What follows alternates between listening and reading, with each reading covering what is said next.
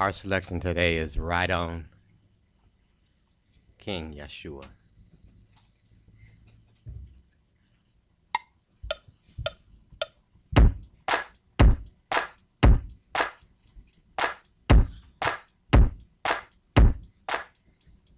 Right on, King Yahshua. No man cannot hinder me.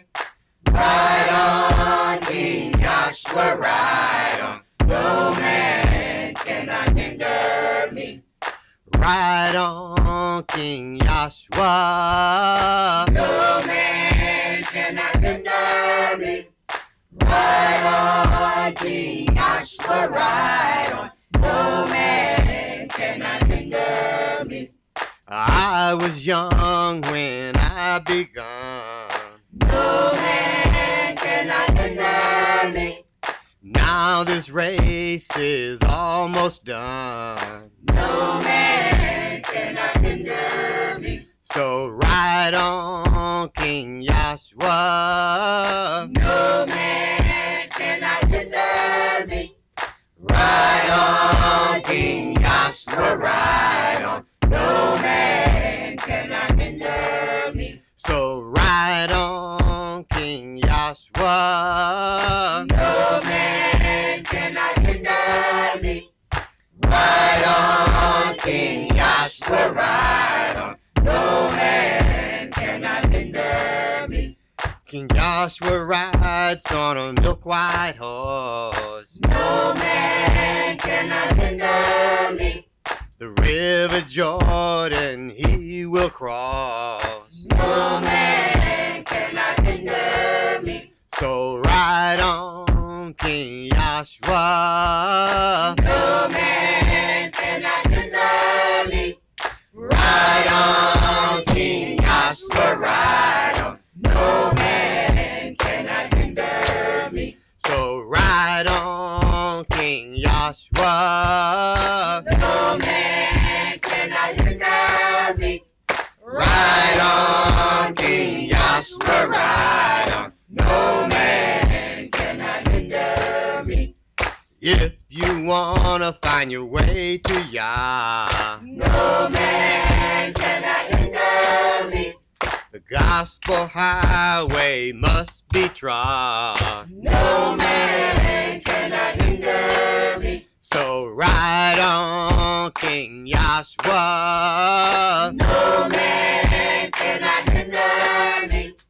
Ride on, King Yahshua, ride on. No man cannot hinder me. Ride on, King Yahshua. No man cannot hinder me. Ride on, King Yahshua, ride on. No man cannot hinder me. No man cannot hinder me. No, no man cannot hinder me.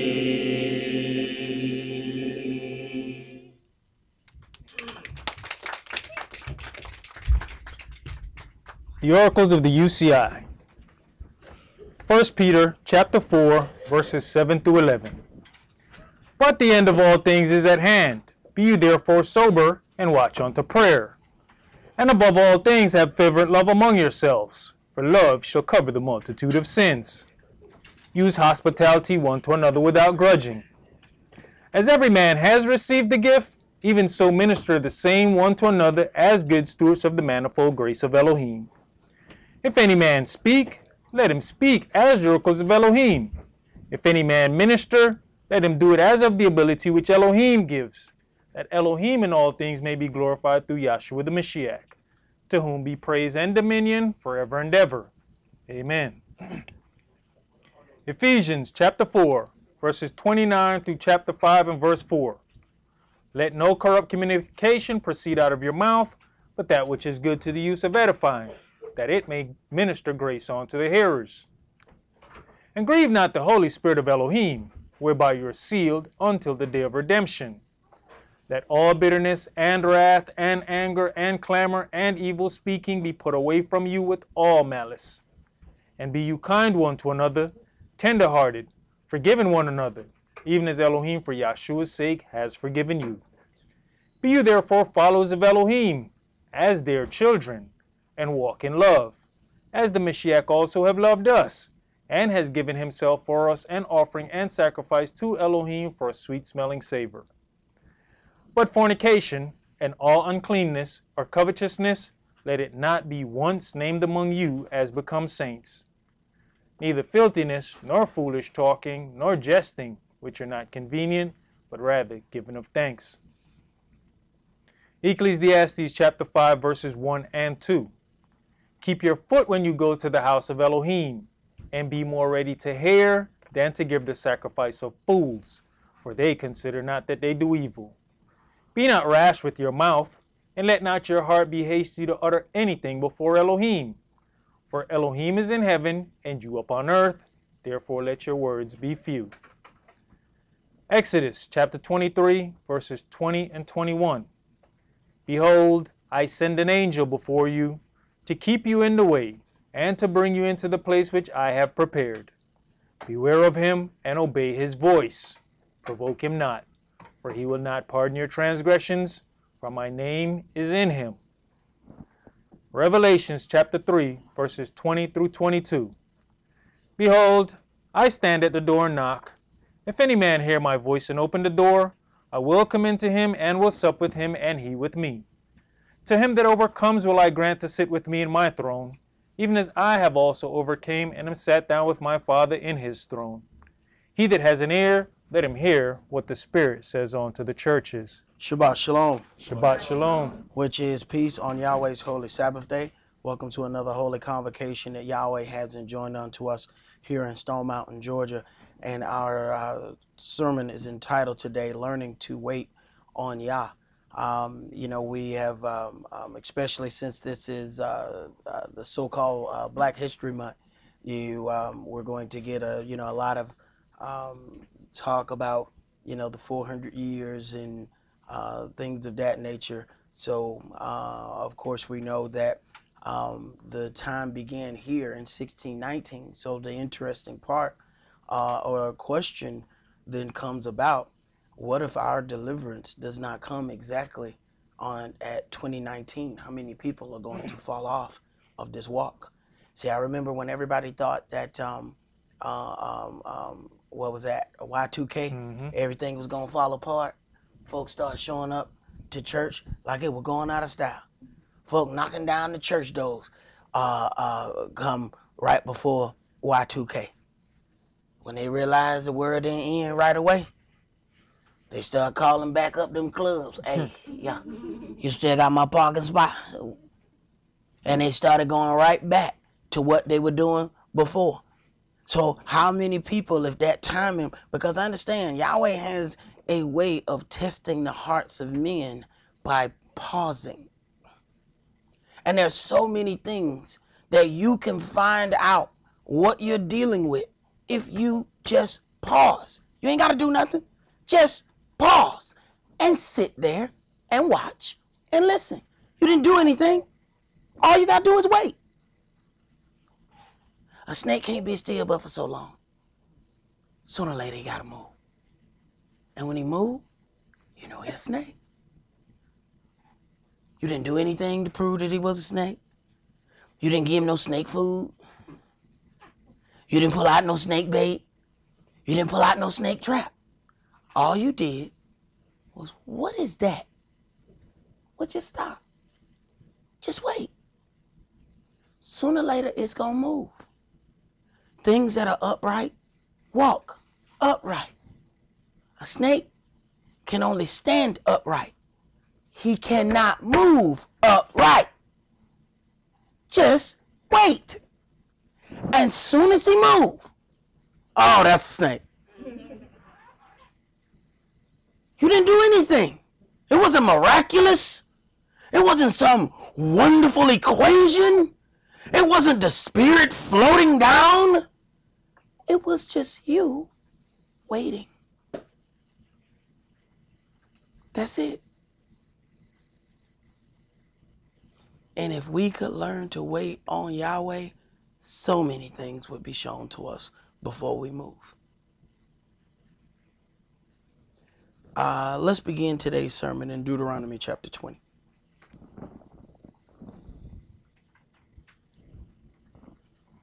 Deuteronomy chapter 20, verse 1. When you goeth out to battle against your enemies, and seeth horses and chariots, and a people more than you, be not afraid of them, for Yahweh your Elohim is with you, which brought you up out of the land of Egypt. Do you know that he's with you? Because if not, your fear is going to cause you to make some moves. And the adversary, the devil, will put something before you, make you think you need to react. And after your reaction, you are now stuck. And the first thing he gonna do when he go to Yahweh, oh, I didn't tell him to do nothing, Yahweh. I just presented him with a situation. Your servant got scared. Your servant got scared. He felt like he needed to act. So there it is. Now he said, now I'm just coming up here to show you what he did. Look at this. I thought you told me that was the servant. Why he do that?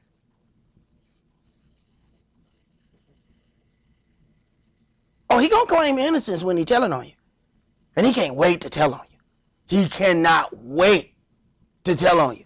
Before the situation over, he already talking to Yahweh about you.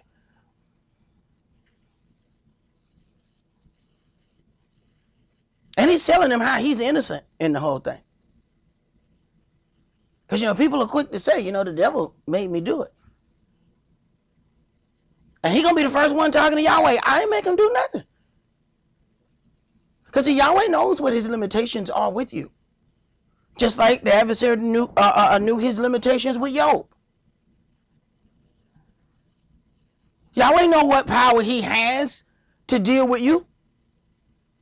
So he knows what of those actions belong to the adversary and which of those actions belong to you. The adversary already knew. I can't touch Job. Yeah, I seen him. I got all this stuff. Got all these oxen and sheep. He got all this stuff. He's got a prosperous house with these children. But I also got that little hedge around him that I can't get up in there and destroy none of that stuff. Lucifer already knew that. So Yahweh knew that. So if anything had happened to Job before that time, Yahweh would have been able to say one thing definitively to Job. Only way he got to you is because you walked outside the hedge. Because he couldn't come past that hedge. I knew what I placed around you, boy. He didn't get to you. You went to him. Go ahead. My brother, even when you were talking about the snake just waiting, but while you're waiting for the snake to show itself as being a snake, can you sit still? Because once he starts to move, boy, you done said, boy, you have no idea what you just said right there. Boy, go ahead, bro. But once you start to move, he gonna turn around and strike you. Bro, that is $1 million question. Can you sit still long enough for that snake to show itself in front of you?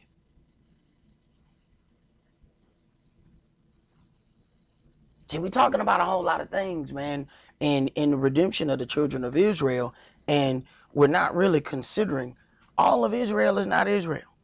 So Yahweh is going to use some things to strengthen you. And that's the only purpose that it has in this walk, is to make you stronger.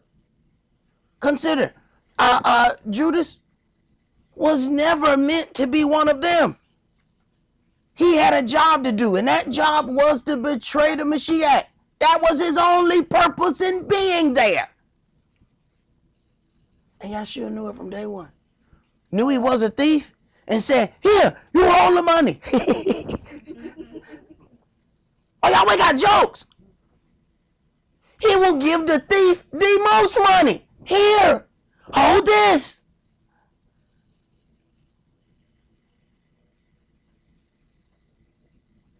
Go ahead. Verse 2. And it shall be, when you are come near unto the battle, that the priest shall approach and speak unto the people, and shall say unto them, Hear, O Israel, you approach this day unto battle against your enemies. Let not your hearts faint, fear not, and do not tremble, neither be you terrified because of them. For Yahweh your Elohim, for Yahweh your Elohim is he that goes with you to fight for you against your enemies to save you. Right. Now, be not afraid, because it is Yahweh your Elohim that goes before you to fight. But if there's wickedness among the camp, the angel of Yahweh is going to separate himself. Now, the priest is going to approach and speak unto the people. Understand that. Then you have to deal with this next level. It's Yahweh your Elohim that goes before you to fight your battles to save you. So before that time, if you see things that are wicked amongst the camp, and that's going to cause everybody to get killed, that means it's the responsibility of the people to pull that out before they go to battle. See, we can't just look and see that damaged sword over there and then get ready to go to battle. And y'all always, what's that thing right there? Who brought that in here? Because do understand, when the angel of Yahweh steps off, it ain't like, okay, that's that one individual that's going to get killed. See, that's the thing about a body that we have to understand. One part of the body can damage multiple parts of the body. All you need is one organ in your body to shut down. And you have multiple issues. Because now other things are going to try to, are going to have to compensate for that particular thing that's not operating correctly. But that's the natural body. Do we see that same thing in the spiritual body? That when one of us do not operate the way we're supposed to in the spiritual body, now other things got to go and kick in to take up for that part that lacked. Go ahead. Verse 5. And the officers shall speak unto the people, saying, What man is there that has built a new house and has not dedicated? Let him go and return to his house, lest he die in the battle, and another man dedicate it. And what man is he that has planted a vineyard and has not yet eaten of it? Let him also go and return unto his house, lest he die in the battle, and another man eat of it. And what man is there that has betrothed a wife and has not taken her? Let him go and return unto his house, lest he die in the battle, and another man take her. And the officers shall speak further on to the people, and they shall say, What man is there that is fearful and faint-hearted? Let him go and return unto his house, lest his brethren's heart faint as well as his heart. No, you got to consider something. Because a lot of people will look at this as a loophole, and they say, well, look, man, just act like you're scared. And then you get to go home, and then you ain't got to go in the war, and you can go home and frolic with your wife. It's going to be hell to pay when they get back, though. See, one thing you have to understand is faint-heartedness is contagious. What it say? Let them go home, lest your brethren's heart faint as well as yours. See? And this is why I warn people about the shindigging. See, there's shindigging and then there's fellowshipping. See, fellowshipping, when we fellowship amongst one another, as there are issues, we get to bounce those around each other. And within the fellowshipping, there's growth, because somebody else can say on the other side, you know what, brother, I went through that. And let me tell you what happened when I did that. Boom, there's growth. Shindigging, they just hanging out. They just partying. Now, they got issues. This is how you have people who have issues, and the issues last year and a half, 2 years. Because while they were shindigging, wasn't nobody to help them with the issue. Because they hanging out. And let me tell you what we do when we shindig. We like to hang out with like-minded people. Sounds good, don't it? No, the problem is they got the same problem you got. That's the problem. So all y'all with the same problem, hanging out with the same people, multiplying the same problem. So 2 years later, y'all still got the same problem, hanging out with the same people, with the same issues, and y'all broke the same way. Congratulations on your shindigging. See, had you been fellowshipping, somebody would have been able to step into that, and people don't understand there's a responsibility when they hold these shindigs. Are you going to be the responsible fellowshipper and deal with some of those issues? Are you just letting like-minded people hang out and multiply their problems? Then now you're facilitating some mess. Congratulations when Yahweh come looking for you. Because you're going to look like you innocent. Well, I didn't do nothing. No. Wasn't that your shindig where they multiplied evil at? Oh, right.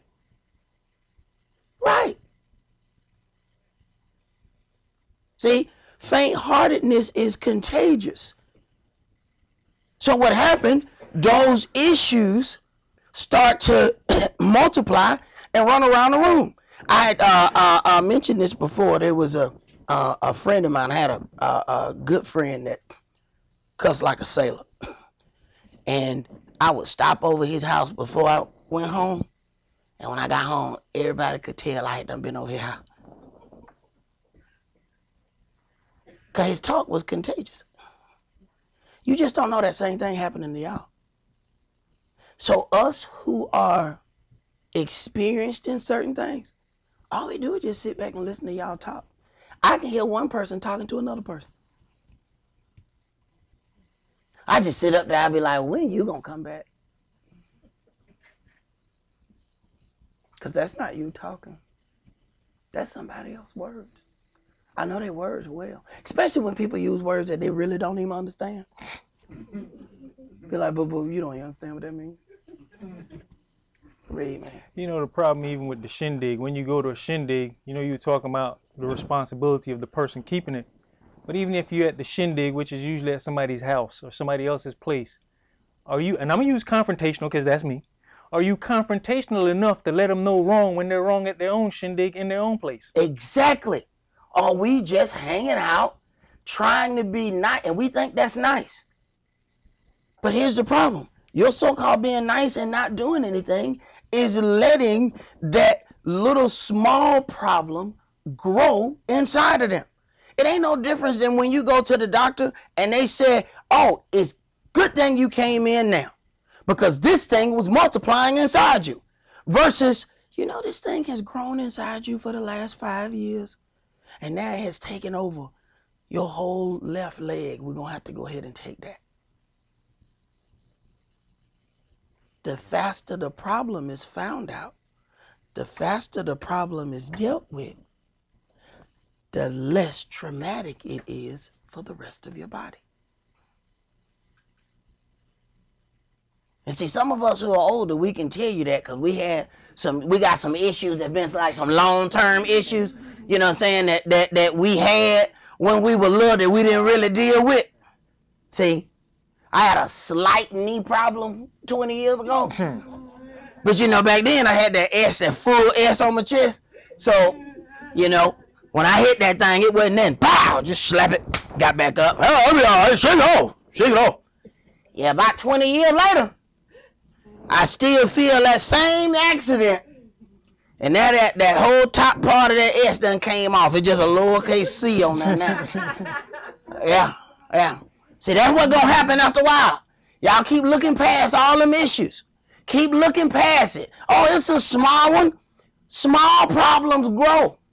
And you going to grow to be weaker. And ain't nothing worse than seeing people trying to deal with some 20-year-old stuff when they 76. You all old and slow and can't move right, and you trying to dodge that 20-year-old problem. Tearing you up. Because it still move like it's 20. But you got old 76-year-old going, and you can't figure out why you can't, and it's tearing you apart. Right. Because that problem is 20. You 76. It's going to outpunch you. You can see the jab coming. Here come the jab. Pow. Here it comes. Pow. Why I can't move? Because you slow. Now, had you dealt with the 20-year-old problem 20 years ago, you still have some agility. Uh-oh, here it comes. You'd have been able to do something about it. But now you're old, flabby, and sick like Larry Holmes, and you trying to fight Mike Tyson. And don't worry, all of us get old, flabby, and sick. Don't think that this just about you. All those muscles not gonna always be there. Read, man. Deuteronomy chapter 20 and verse 9. And it shall be, when the officers have made an end of speaking unto the people, that they shall make captains of the armies to lead the people. When you cometh near unto a city to fight against it, then proclaim peace unto it. And it shall be, if it make you answer of peace and open unto you, then it shall be that all the people that is found therein shall be tributaries unto you, and they shall serve you. Right. See, there's certain things that we can go back, even in the history books, and find that they would get up and read all of these things when they got ready to invade a land, giving the land an opportunity to bow down unto it and avoid war. Do we even know that that's a part of what we're supposed to do biblically? See, we got so many people that's ready to go to war. They ready to go do this, not really understanding the attributes of the war and how it's supposed to progress. We just ready to fight. We just ready to go get some stuff. Rules of engagement. See? But see, there's some rules to this. And that's what happens with the self-will. The self-will don't like rules.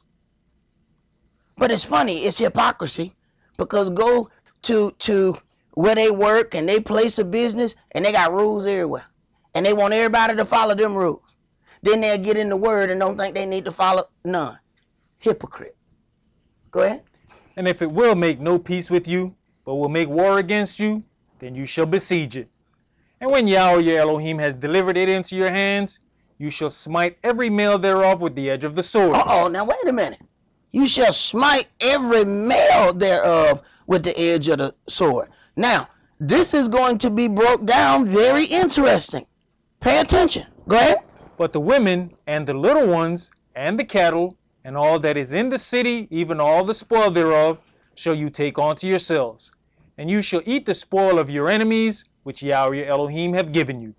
Thus shall you do unto all the cities which are very far off from you. Now, these are about the cities that are very far off from you. Go ahead. Which are not of the cities of these nations. So the cities of these nations, it looks like it's going to be something totally different than when we deal with these particular ones. So, question then. If you have, if you're going to have a situation where you go to war, but you kill only the males, then as Israel goes out to go to battle and they kill just the males, that means they absorbed those women. Those women were not Israel. The family was still Israelites. Read. Thus shall you do unto all the cities which are very far off from you, which are not of the cities of these nations. But of these cities of these people, which Yahweh Elohim does give you for an inheritance, you shall save alive nothing that breathes. Right. Totally different when it comes down to these nations. Don't say none of them. See, this is something altogether different. Kill all them. You can't let their women live. Nuh-uh. This is going to be a problem. You marry any of them, it's going to be an ongoing situation. Go ahead. But you shall utterly destroy them, namely the Hittites and the Amorites, the Canaanites and the Perizzites, the Hivites and the Jebusites, as Yahweh your Elohim has commanded you, that they teach you not to do after all their abominations, which they have done unto their gods. So should you sin against Yahweh your Elohim. Right. So even though Yahweh turns around and gives us, this direction of war, then he turned around because of the disobedience of Israel. He says, you know what? I'm not even going to destroy all these people. now I'm going to leave some of them among you on purpose. Because now I just want to see if you can follow instructions with the different people right around you. Because, you know, that's how some of us go. You know, we can do right as long as everybody around us is right. But once one wrong individual comes, now we contemplating wrong. Now, we wasn't even thinking about the wrong until the wrong individual came in. Go ahead. When you shall besiege a city a long time, and making war against it to take it, you shall not destroy the trees thereof by forcing an axe against them. For you may eat of them, and you shall not cut them down. For the tree of the field is man's life, to employ them in the siege. So check this out. Yahweh has order that you ain't even supposed to go down and cut down the fruit tree. Now, because we've watched these old war films and old war things, how many of those things that we have in our head, so that when it comes time to do certain things, are we going to have what's playing in our head, the images that we've seen of past warfare? Or are we going to have in our head the direction of Yahweh and how we're supposed to engage in warfare? Because when you watch these other people, they ain't saving no tree. They trying to starve everybody. Go ahead. Only the trees which you knoweth that they be not trees for meat, you shall destroy and cut them down. And you shall build bulwarks against the city that maketh war with you, until it be subdued. All right, let's go to Psalms chapter 27. And it's a shame that nowadays you can't even find fruit trees like you used to be able to. You used to just be able to walk down the street and have your picking of what fruit you were going to eat on your way home from school. I think my kids would be frightened if they saw a fruit tree. They'd be like, what kind of tree is that? Because, you know, kids get used to, they think that fruit come out of Walmart. So they're like, Daddy, why is that apple hanging on that tree? Child, because that's an apple tree. That's where the apples come from. I thought apples come from Kroger. No, that's where they come from first. See? But you have to consider, you got a whole generation that have never really seen fruit on a tree. Consider that. You come up in a city, you have never really seen any of that. You know, and that's something that we are going to have to consider, because we deal with all of these things of herbs. We're now learning the things that our forefathers always knew. So we backdooring into the herb, but do understand, when you out in the woods, it's not going to be a little bottle. Let's say herb on it, you know what I'm saying? So you kind of need to know what that look like. Not in peel form, you know, because, you know, Yahweh don't peel that up for you, just so you know. You're not just going to be walking out, oh my goodness, there goes some herb. Oh, yeah, let me go ahead and take some of that. You got some water? No, that's not how that's going to be. So you kind of need to learn what that look like without the packaging. Because that's how Yahweh gave it to us. Without the packaging. Go ahead, bro. Psalms chapter 27 and verse 1. Yahweh is my light and my salvation. Whom shall I fear? Yahweh is the strength of my life. Of whom shall I be afraid? Right. When you understand where your power come from, then there's a certain amount of things that are not going to affect you like that. I mean, we're going to see things. We're going to be shaken up. It's parts in this book that say it's going to be a vexation to only understand the report. You're going to see destruction, but only with your eyes. It ain't going to hit you. But let me tell you something. Don't get it twisted. If you standing in seat number 1 and the person in seat number 2 get their head blown off, don't get it twisted and think it ain't going to affect you. I mean, you still going to live. But you're going home with a different mindset. Because you're going to be thinking your mind could have been all across that chair. Now, if that don't change your mind, then there's something seriously wrong with you.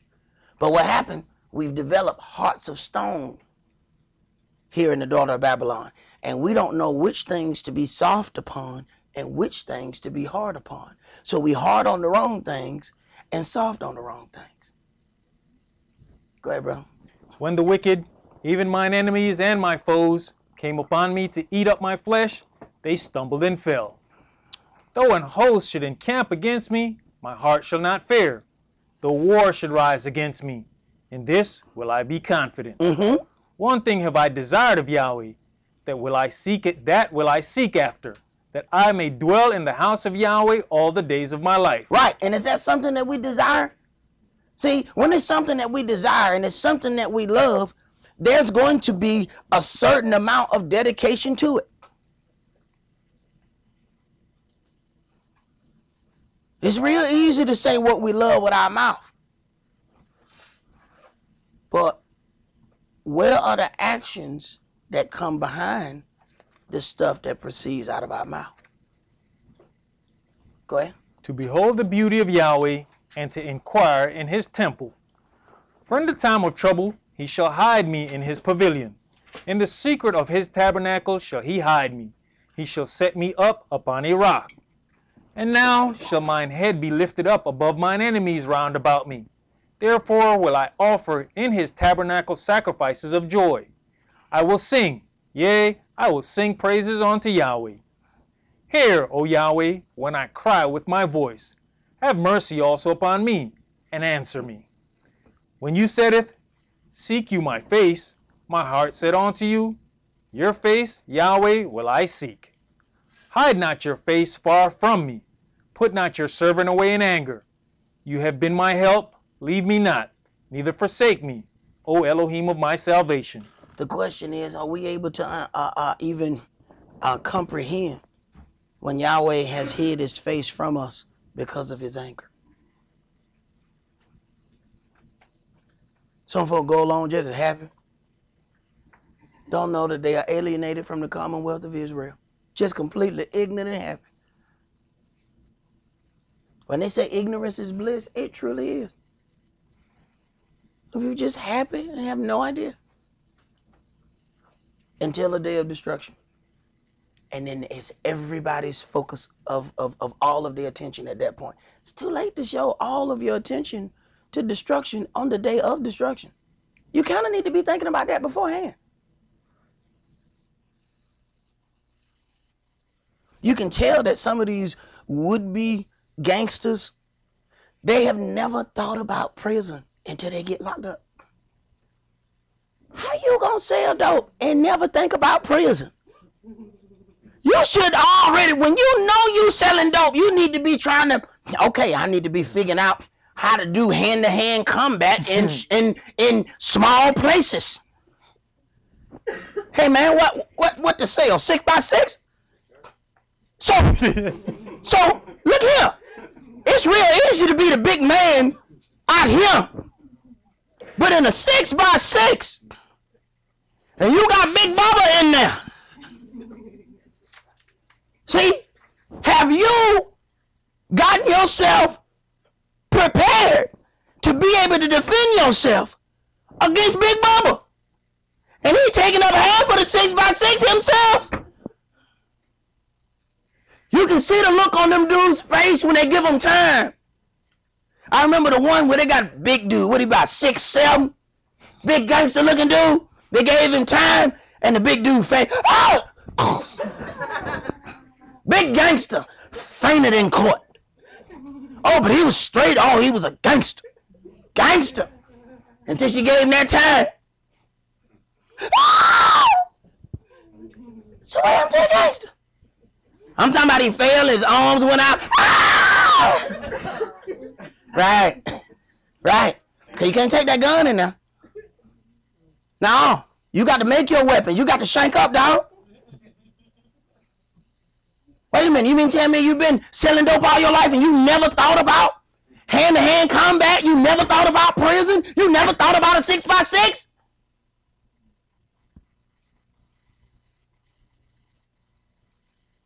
Right.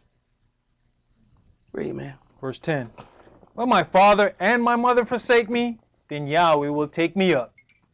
Teach me your way, O Yahweh, and lead me in a plain path, because of mine enemies. Deliver me not over unto the will of mine enemies, for false witnesses are risen up against me, and such as breathe out cruelty. I had fainted, unless I had believed to see the goodness of Yahweh in the land of the living. Wait on Yahweh, be of good courage, and he shall strengthen your heart. Wait, I say, on Yahweh. And we have to consider something. A lot of times we're making lifelong decisions based on how we feel at 2 o'clock on a Tuesday. Never does occur to us, you know, next Tuesday you're not going to feel like that. How about wait on Yahweh before you make that life decision? Let's go to 2 Corinthians chapter 4. 12:32.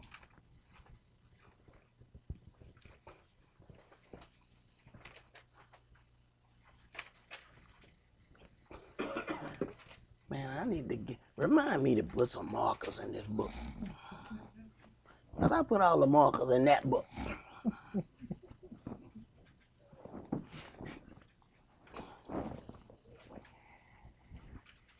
2 Corinthians chapter 4 and verse 1. Therefore, seeing we have this ministry, as we have received mercy, we faint not. Right. There's going to be some issues. Anything worth having is worth working for. But we can't faint along the way because we don't get everything we want right away. And if you got it right away, how would you treat it? We think that we're ready for everything we want. And all you have to do is watch kids and they'll teach you that. They'll beg for an animal. They ready. They ready. We so ready, Daddy. I swear we ready. 2 weeks later, it's pee and poop over everything. I thought you was ready. Daddy, we not ready. We not ready. But you told me that. But now we got this thing. Now somebody got to clean this up. So what happened if we do that to Yahweh? And see, not understanding that we got power with Yahweh. When Israel asked for a king, Yahweh said, it's a bad idea. Not only are you not ready for a king, there's not a king that's ready for you. That's the part that we haven't considered. You're considering one thing, that maybe you may not be ready for the thing. Have you considered that the thing ain't ready for you?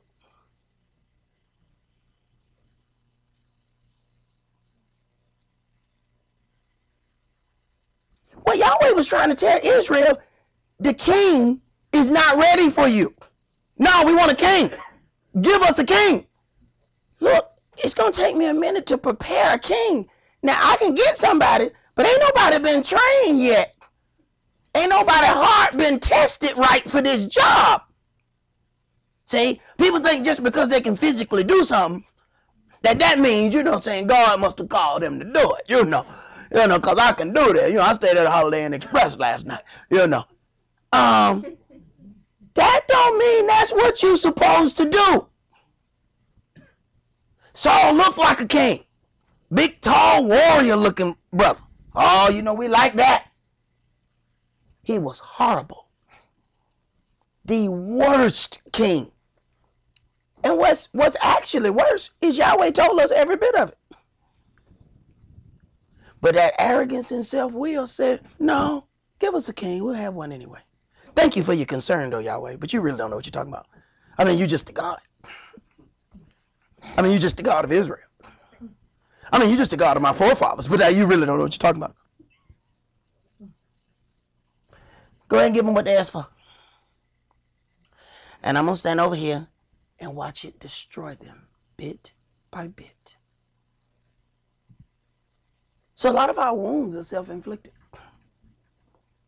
It's stuff we asked for, and Yahweh tried to help us by pausing. Go ahead. Verse 2. But have renounced the hidden things of dishonesty, not walking in craftiness, nor handling the word of Elohim deceitfully. The hidden things of dishonesty. See, part of that is when we tell those half truths, which is really a half lie. It's the hidden things of dishonesty. We're going to tell part of a story. So if we tell part of a story, there's no way we can get a full, good counsel, because we haven't told the whole part of the story. People will come up and mention one part of an issue. Yeah, but you didn't tell me that you was already on the plane headed to such and such when you asked me that question. You didn't tell me you already had the gun cocked. See, folks leave out certain little details that you find out later. Hey, man, that totally changes the whole scenario now. Because them hidden things of dishonesty that you are conveniently left out of the scenario, that changes the whole thing. And don't think Yahweh don't know it. Yahweh is so cool and calm. He sit right there and watch us sneaking in the dark, tiptoeing. I mean, boy, we ready. We done put on all black ski masks, black gloves. We waited until it was midnight, the blackest of night, and we just tiptoeing. And he just sitting there. Look at him walking right across the yard right there. Look at him. He swear don't nobody see him. And Yahweh will keep his silence and let you climb right in the window. Let you get everything you want to get. Let you climb right out of that window. Let you go home and count all your stuff. And then he'll be there as soon as you wake up. So how much stuff you steal last night? Ah! Yeah, I was watching you when you did it. How you see me? Oh, I forgot you're God. Right.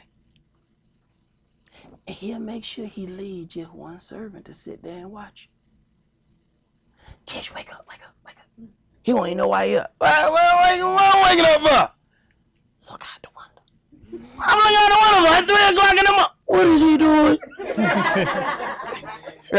Right. Yahweh was just getting him another witness, that's all. Go ahead, bro.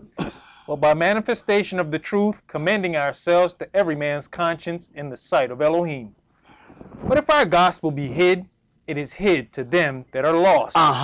In whom the Elohim of this world, or in whom the God of this world, has blinded the minds of them which believe not. Right. He has blinded their eyes. So even though they see certain situations, they are not able to put them in the right context. Go ahead. Lest the light of the glorious gospel of the Mashiach, who is the image of Elohim, should shine onto them. For we preach not ourselves, but the Mashiach, Yahshua the Adonai, and ourselves, your servants, for Yahshua's sake. Our Elohim, who commanded the light to shine out of darkness, has shined in our hearts to give the light of the knowledge of the glory of Elohim in the face of Yahshua the Mashiach. But we have this treasure in earthen vessels, that the excellency of the power may be of Elohim and not of us. Right. We have the spirit that directs us, so we're able to borrow of that spirit from time to time, but that spirit is still in this earthen vessel. So it's going to use this earthen vessel as it will, and then when it get done, it got to leave. Because this earthen vessel ain't got enough glory to hold the spirit continually. And we all earthen vessels. So don't think the spirit just walking up and down the street with you. The spirit walking down the hall with you. You and the spirit in the bathroom. No, that's not how that works. The spirit do what it got to do, and it got to go. Because if it keeps staying with you, it's going to have to kill you. Because you finna do something stupid sooner or later. Because we flesh. There are limitations to this fleshly body. We ain't got a perfected one yet. So it can't stay there.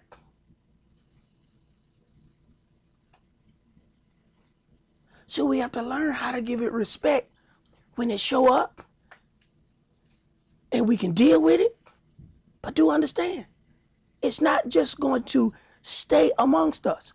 And if we make ourselves, our homes, and our temple filthy, it won't come amongst us at all. Go ahead. We are troubled on every side, yet not distressed. We are perplexed, but not in despair. Persecuted, but not forsaken. Cast down, but not destroyed. Do you know how strong you are? The next step is, what do you use that strength for? Do you use that strength to fight Yahweh or to fight the adversaries of Yahweh? Because see, everything that seems good unto you ain't good. And everything that seems like it's a problem unto you ain't coming from the devil. Some of them problems coming from Yahweh. Because he's trying to build you up and make you stronger. But are you then using all your strength to fight him as he tries to make you stronger?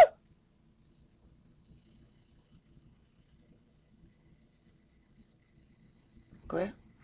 Always bearing about in the body the dying of the Adonai Yahshua, that the life also of Yahshua might be made manifest in our body. For we which live are always delivered unto death for Yahshua's sake, that the life also of Yahshua might be made manifest in our mortal flesh. See, so then we're talking about spirit in the earthen vessel. Go ahead. So then death works in us, but life in you. We having the same spirit of faith, according as it is written, I believed, and therefore have I spoken. We also believe, and therefore speak. So in other words, the words have to match the actions. Therefore we believe, and therefore we speak. So my words and my actions are going to go hand in hand. I believe in the word and I speak about the word. Go ahead. Knowing that he which raised up the Adonai Yahshua shall raise up us also by Yahshua, and shall present us with you. For all things are for your sakes, that the abundant grace might through the thanksgiving of many redound to the glory of Elohim. For which cause we faint not, but though our outward man perish, yet the inward man is renewed day by day. For our light affliction, which is but for a moment, it is but for a moment, worketh for us a far more exceeding and eternal weight of glory. Right. This is our spiritual workout. And those who don't go through it are going to have some serious problems when the end game arises. Everybody else going through something. Everybody else are being strengthened. You get weight put on you. You push up the weight. Guess what happens? You get stronger. Situation and circumstances make us stronger. So the people who are not going through any of those things, when it comes down to this end game, they're going to be the worst off, crying and whining. And what you crying for? What's the problem? You can tell, you know, these little kids now, from watching these rappers, they are so, you know, just, they're in awe of all this so-called street life. You want to see something interesting? Take one of them to the project. Woo-hoo-hoo! Boy, now that, my friend, is something interesting. To watch these fake baby gangsters, when they get on the project and they just start looking. Hey man, why all them people standing over there? Hey, hold on, I thought you was a gangster. Come on now, let's get on out, let's walk. Go over to one of them hood houses where they got roaches everywhere. And they ain't used to it. What's wrong with you? I thought there was a flower, then the whole flower moved. Yeah, that was just the roaches congregating together. What's the matter? I thought you liked the hood life. I only like it on television. Right. Right. It's a shame everybody clowning the older boy. 21 Salvage. Yeah. Yeah, 'cause they trashing him right now, boy. They trashing him. And what's crazy, we always knew his daddy was, European. Who y'all think the one who was teaching us how to set up our business structure, who had this building before we got it? That was 21 Savage's daddy. I just never said anything about it. Kish always knew it. The inner circle always knew it. I just ain't one of them people that's wasn't no big deal to us. Matter of fact, one time, one of the people, and most of y'all saw it, one of them from there came and sat right where Elder Barak was. But they Egyptologists. Now I'm going to tell you the irony. The day that he came in here, we was kicking Egypt's ass. And he sat in here, and I'm talking about, boy, sweat started rolling down. And then he said, where the bathroom? And he got up and got the hell out of here. Now, what are the chances that I would have Pharaoh in the headlock the day he shows up? Man, I don't know. Yahweh don't talk to me. I ain't got it like that. But, it was the day, we tearing Pharaoh up. And this Egyptian walk in, and I look, my eye got by like this, and I'm looking at Kish. Now, y'all don't see the sermon, Kish does. He looking down like, this about to be interesting, son. It's about to be interesting. That let you know, Yahweh invite people to come get tore up. Hey, bro, why don't you come over here? I got somebody I want to spank your tail. Yahweh invited him here so he can get a butt spanking. He didn't tell me, oh, by the way, Suck, I need you to spank somebody. He ain't tell me. I ain't got it like that. When you deal with Yahweh, you on a need-to-know basis. I find out after y'all sometime, be like, oh, damn, that what that was for. You don't tell me. I'm on a need-to-know basis. I'm a servant. Servants don't answer all them questions beforehand. That's a horrible servant. Why you want me to do that? Why I got to do that? Why you want me to do that? I don't want to do that on this day. You know what? I'm going to kill this Sock. I'm going to kill him. I'm going to kill him. Right. I don't play them kind of games because I know my Elohim. But this is something that all the internet is talking about, all these things. We always knew that. That ain't nothing new to us. Go ahead, bro. That's verse 18. Why we look not at the things which are seen, but at the things which are not seen. For the things which are seen are temporal, but the things which are not seen are eternal. All right. Let's go to Matthew chapter 19.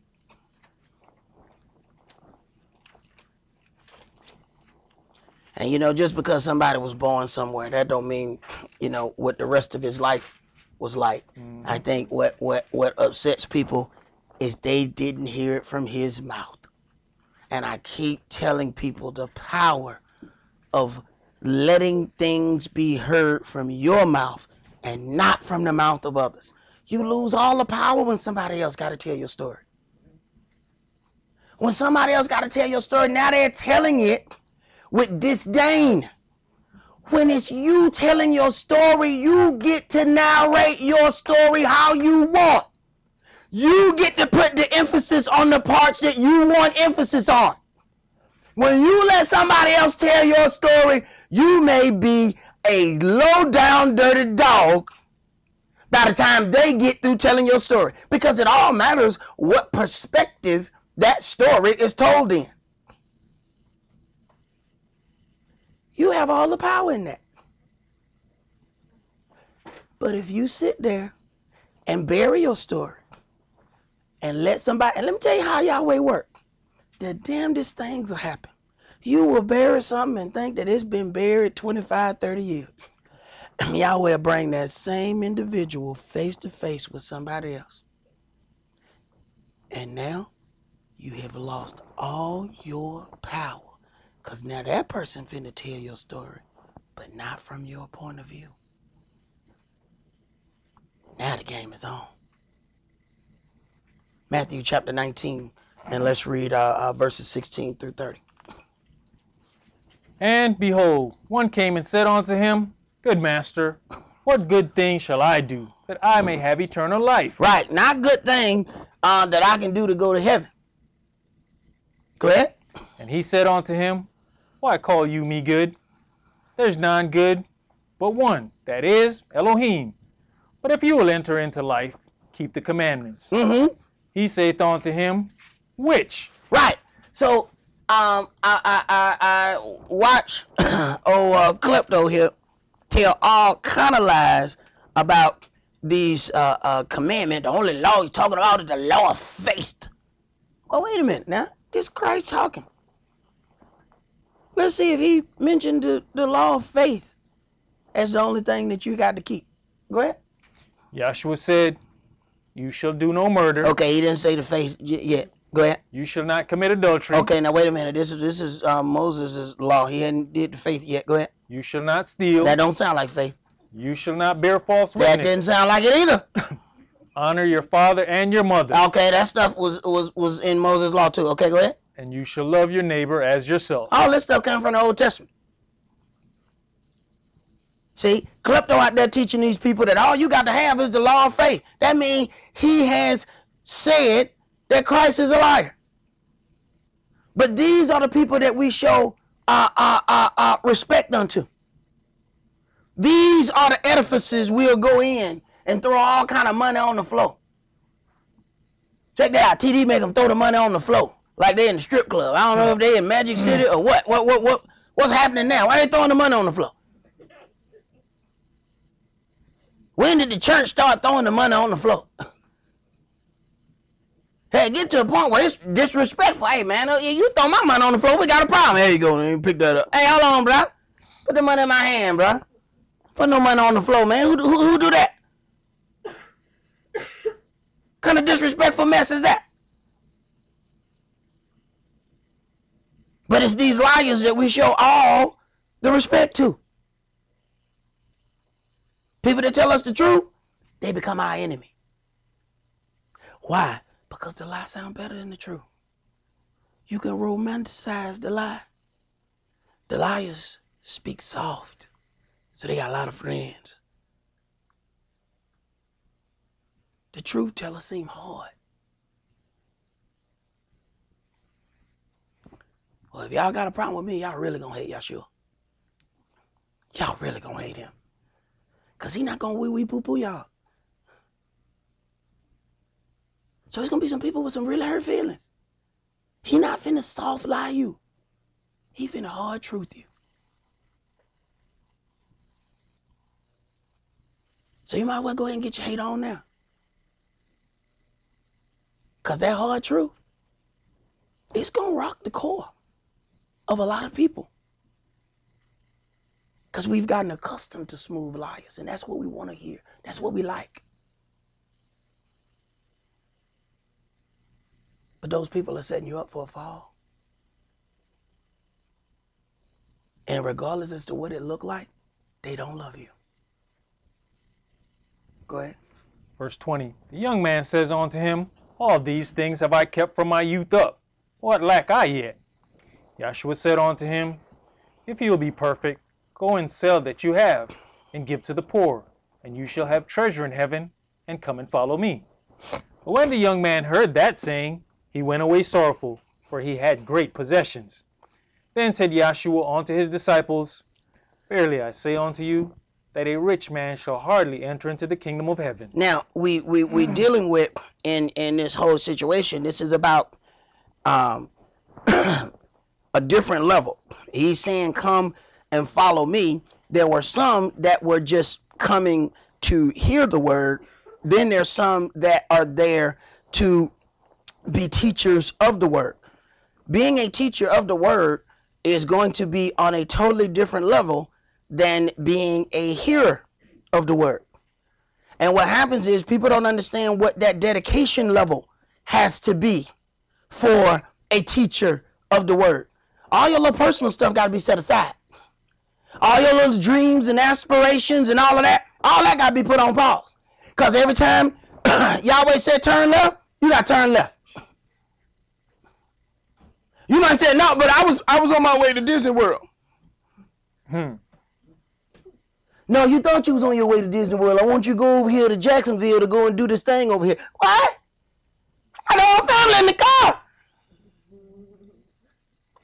Yeah, they going with you. Yahweh said turn right, you going right. And the more things you got to stop you from that, the more problems you're going to have with Yahweh. And if those things keep getting in your way, he going to start moving them out your life. People don't understand about the things that a servant is going to have to do when you on that level. So we need to be careful what it is we ask for. Go ahead.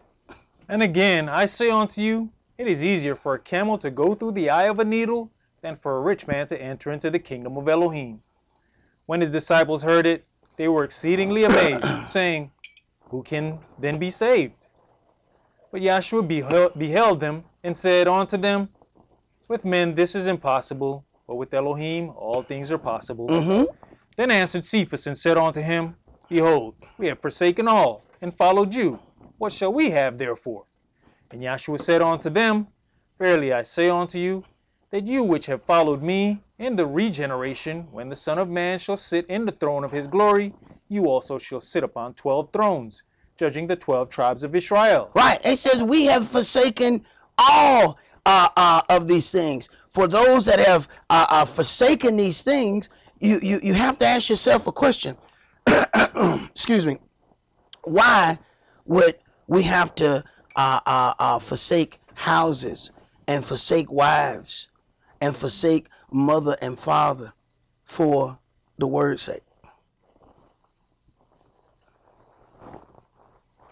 See, sometimes you get in a situation where you can't keep the word and have them in your life. And if those people put that impossible crossroad, what are you going to do? See, a lot of times people look at things. You have to know in your heart that everything that is taken away from you on the walk, that Yahweh is going to give it back some way and somehow. When you deal with the situation of Abraham, he trusted Yahweh so much. I know you're going to get his boy back. You told me all these things about this boy. Now, think about how the setup was. I'm going to tell you that this boy is going to do and be the catalyst for all these things. But by the way, kill him. Hold on, man. Now you done set me up with all the stuff you told me. I got an heir. I got all of this stuff that I didn't have before. Now you're asking me to give it up. Yeah. And he took him all the way down to the wire to prove that he would give it up. And then he didn't even have to give it up. He just had to prove that he was willing to give it up.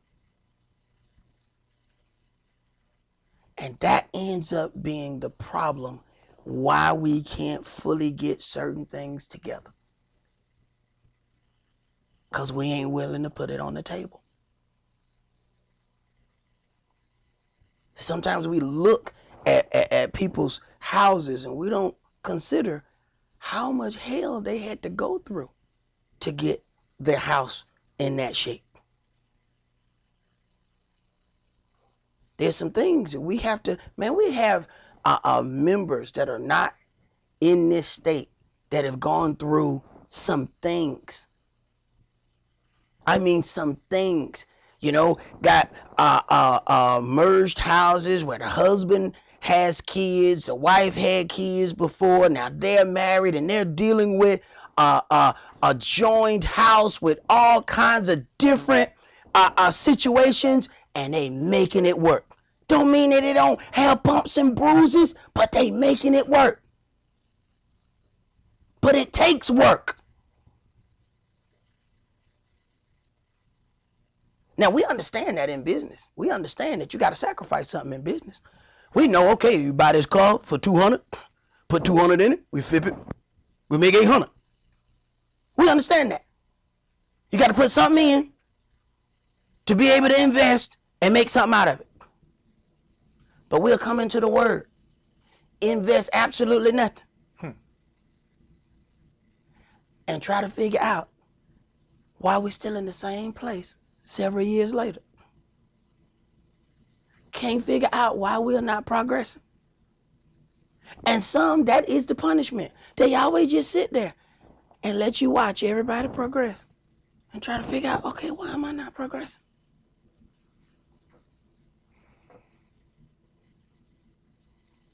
And some things, the dues just have to be paid because of the previous things that have been put out there.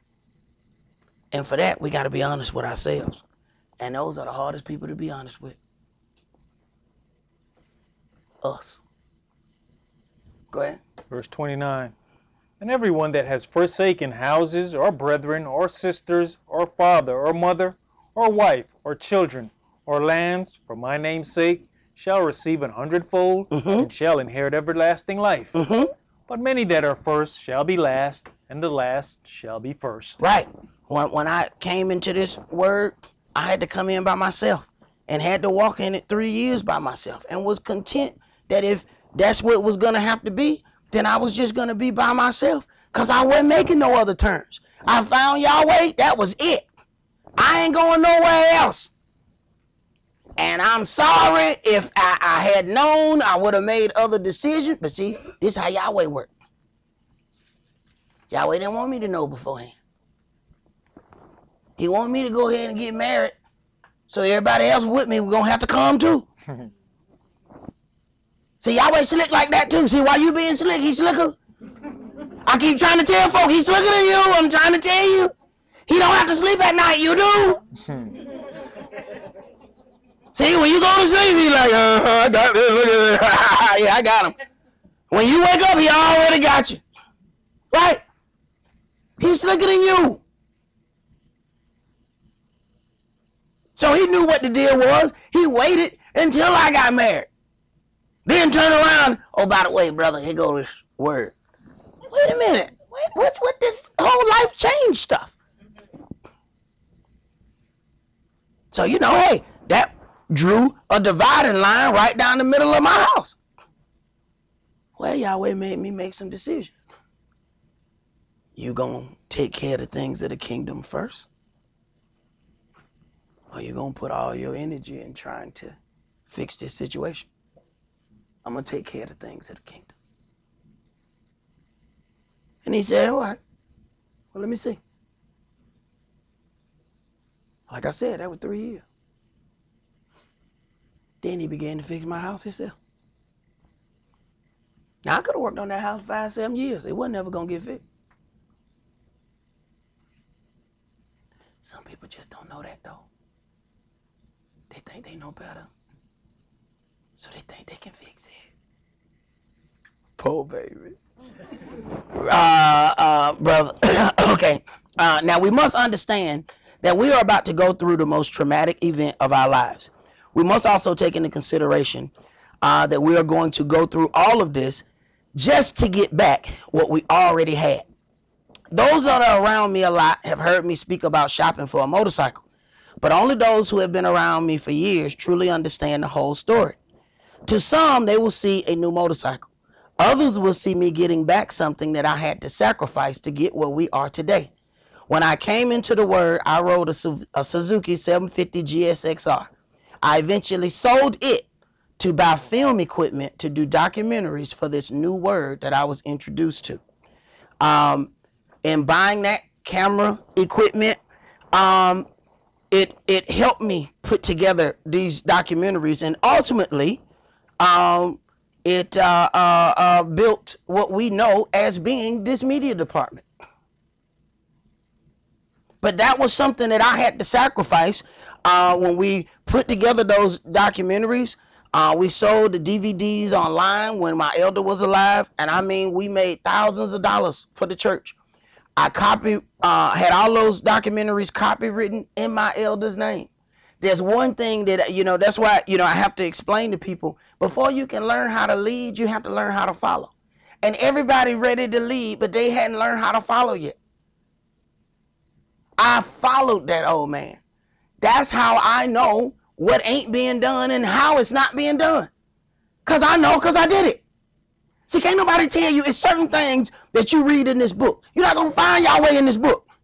Yahweh going to come in your life. You read the book, but that's not where he going to show up at. See? He going to show up in your family room on your way to church. He going to show up on Wednesday night when y'all arguing in the family room, throwing stuff out the kitchen. That's where he at. You looking for him in the book. No. The book just giving you an explanation so maybe you'll understand when he showed up. He not in here. This a book. Okay? It's a book. He not in here. Yahweh! Yahweh! No, he not in here. See? There's some things that we're going to have to understand. Now, those articles gave birth to what we now call our media department. Many people are able to hear the messages of the word, and most of you were able to find us because of the videos that have been made here. So let's consider, what if I was more worried about what I was losing and never focused on the possibility of gain that I could possibly do for Yahshua? So it goes to show you, although we all may sit here and enjoy the same sermon and the same meals, some have sacrificed more to take part in it than others. Some of us don't even realize that there are people that have sacrificed their tax refund check for us to sit here in this building. While some just come to take, there's others that come to give. And Yahweh know who everybody is. Don't think that none of us can hide anything from Yahweh. And he is the king of the pause. See, a lot of times you think you got away with something. He was just pausing. He ain't done. And see, that's what gives us the belief that he must be okay with something, because he pausing. That pause is our grace time. The opportunity for us to back up and repent. That pause wasn't that he was agreeing with you. See, that's something that you have to learn from trial and error, that, oh, so he didn't just now know this. No. See, this is some things that I learned and developed. There's some skills that I know that Yahweh gave me, because I had like zero patience. I was born under that heathen sign of Sagittarius. And let me tell you something. We have zero. Whatever zero is, we got none. We got less than that. Okay? So I had no patience coming in this word. All the patience I got, Yahweh gave it to me. I did not have it before. So I can definitely tell when I'm able to sit back and watch. I'm like, man, I didn't have that before. I know that wasn't there. I know that ain't me. I didn't have that. Because them Sagittarius, I'm telling you, we known for, look here. I need mine tonight. I need everything before 12. I ain't got time to be playing no game. Yahweh don't work like that. The Spirit worketh patience. Sit down. Chill out. My elder used to say, keep your eyes and ears open and your mouth shut, and you might learn something. Let's go to 1 Timothy chapter 2. You know, and dealing with just sacrificing things. You know, you have to just think about that motorcycle that I sold. That was over 10 years ago. It has taken 10 years before I got to the place where I can get back what I sold. And it was affecting other people in my house, and I didn't know it. So I'm selling this motorcycle. I bought camera equipment to do these, you know, really nice documentaries and things like that. And advertised the motorcycle to sell it and sold the motorcycle, and I'm on my way back in the house, and I walk in the house and I got a little girl in there boo-hooing. I was like, what the hell is this? Lexi, crying. She said, I never got to ride it. You never even told me you wanted to ride the motorcycle. So I felt good from the mailbox to the door. Okay, so from the mailbox to the door, boy, I had some thousands in my hand. Wow, whoa! And I got to the door. Now we both crying. I said, boy, I'm looking for my pink socks. Where my pink socks? My arm done turned in. Man. I said, boy, I can't win for losing. So I done told people, when I get this bike, ain't nobody riding on it until I ride Lexi on it. Nobody. 1 Timothy chapter 2 and verse 7. Whereunto I am ordained a preacher and an apostle. I speak the truth in the Mashiach and lie not. A teacher of the Gentiles in faith and verity. I will therefore that men pray everywhere, lifting up holy hands without anger and doubting. In like manner also that women adorn themselves in modest apparel, with shamefacedness and sobriety, not with braided hair or gold or pearls or costly array. Now this doesn't mean that women do not adorn themselves, but it is not the thing that's supposed to be your statement of who you are. The spirit of who you are should show in your dealings. Go ahead. But which becometh women professing godliness with good works. Let the woman learn in silence with all subjection. But I suffer not a woman to teach, nor to usurp authority over the man, but to be in silence. For Adam was first formed, then Eve. And Adam was not deceived, but the woman being deceived was in the transgression. Notwithstanding, she shall be saved in childbearing, if they continue in faith and love and holiness with sobriety. All right. Now, in antiquity, our people didn't have problems out of women as the problems that we have today. The women understood that it was grace that allowed them to be in the inner circle. So they were more appreciative. A lot of our people don't even know that they had an outer court for the women, that they were not amongst the men in the church. And it is interesting because the first things people have an issue with when they come out of Christianity is when they come in here, they want to, you mean Tim, I can't sit right by my boo-boo spot? No, I want to hold his hand. We want to hold hands while we read scriptures. What you mean? He sit on one side, I sit on the other. So they hurt. They like to have candlelight Bible readings. See, they don't understand that the women wasn't in there. And the women who do then understand, they have a totally different appreciation. But see, coming out of that lie of Christianity, feelings automatically start jumping out. And this is what the adversary, the devil, wants, because he's going to use you in them feelings. He is going to use you in them feelings.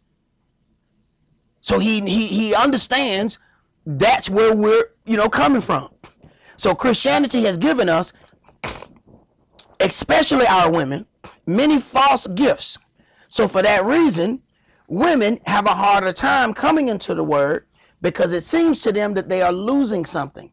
Even though the New Testament says, let the women learn in silence. Christianity teaches that women can still be pastors.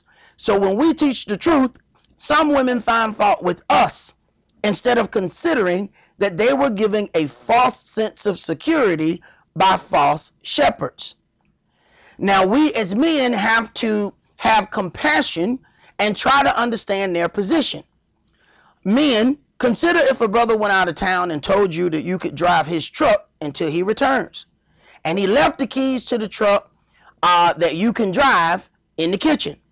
Now he's going to be gone for 3 months, so you enjoy driving this fine chariot for a month, and then he comes back in town for a second and realizes that somebody must have put the wrong keys in the kitchen. He meant that you could drive his older truck in the back, not his new one. Now, do you happily park the new truck and go get the old one? Or do you feel some type of way because you've gotten accustomed to something that you were never supposed to have? Take that 1 month feeling and multiply it by 35 to 40 years, and we might begin to understand what some sisters go through coming into this truth. Let's go to 1 Corinthians chapter 7.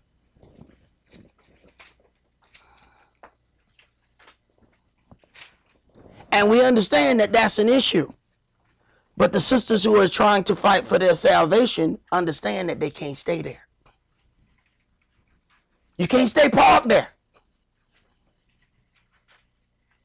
See, a lot of times it's not about what we have. It's about the false belief that we were given before. That false belief gave us expectations. If somebody told you you were going to get $5, you get your mind ready for $5. When you show up and they got $1.50, you pissed off. You told me I was supposed to get $5. Now, I would have been fine with $1.50 if you had said $1.50. But you told me $5. And see, what part of our mental problem is when somebody told us we were getting $5, we had already spent 4 of them in our mind. See, we already got $4 worth of stuff in our mind. So now, you got to chastise yourself because now you ain't getting but $1.50. So now, we got to rearrange our whole thought process because we had already spent this money mentally, even though we hadn't got it yet. 1 Corinthians chapter 7, and we're going to read verses 7 through 24. For I would that all men were even as I myself, but every man has his proper gift of Elohim. One after this manner, and another after that. Right. Every man has his proper gift as it suits that particular individual and his job that Yahweh has for him. So the belief that every man should have the same gift is not of the Spirit. Go ahead. I say therefore to the unmarried and widows, it is good for them if they abide even as I. But if they cannot contain, let them marry. For it is better to marry than to burn. Right. If they cannot contain, if they cannot be people that are eunuchs, that are not being married, let them marry, for it is better to marry than to burn. And a classic example is these fake Catholic priests who said that they won't be with a woman, but then they do all them strange things to the little boy choir. It would have been better had you just got married. Because that stuff you're doing there going to get you thrown in the lake of fire. I mean, deep in the lake of fire. Go ahead. And unto the married I command, yet not I, but the Adonai. Let not the wife depart from her husband. But and if she depart, let her remain unmarried, or be reconciled to her husband. Now, this New Testament, but you know, they don't teach this stuff in the Christian church. They believe in serial monogamy. Well, you just get divorced and you just get married again. And then you get divorced and then you just get remarried again. And then you just do that as many times as you want until you get it right. And if you got married 5 times, then you still get to say, well, I got one husband. But there's something wrong with that math. 1 plus 1 plus 1 plus 1 plus 1 don't equal 1. I don't know where the hell y'all learn how to count that. I don't know who taught you that, but they done lied to you. That is not how you count. So there's going to be some people that's going to have some serious problems when they meet eye to eye with Yahshua. And he asked them, where your husband? Who you talking about? And he like, this ain't the dude I'm talking about. Who is this? Oh, it's going to be some people seriously hurt. Because you have those people that are around the word. They never got a baptism and never got cleansed. So they still carrying around all them zombies in the rearview mirror. Go ahead. And let not the husband put away his wife, but to the rest speak I, not the Adonai. If any brother has a wife that believes not, and she be pleased to dwell with him, let him not put her away. Now, if she's pleased to dwell with you, she will not sabotage your walk. Okay? They can't say that they pleased to dwell with you and then sabotage your walk.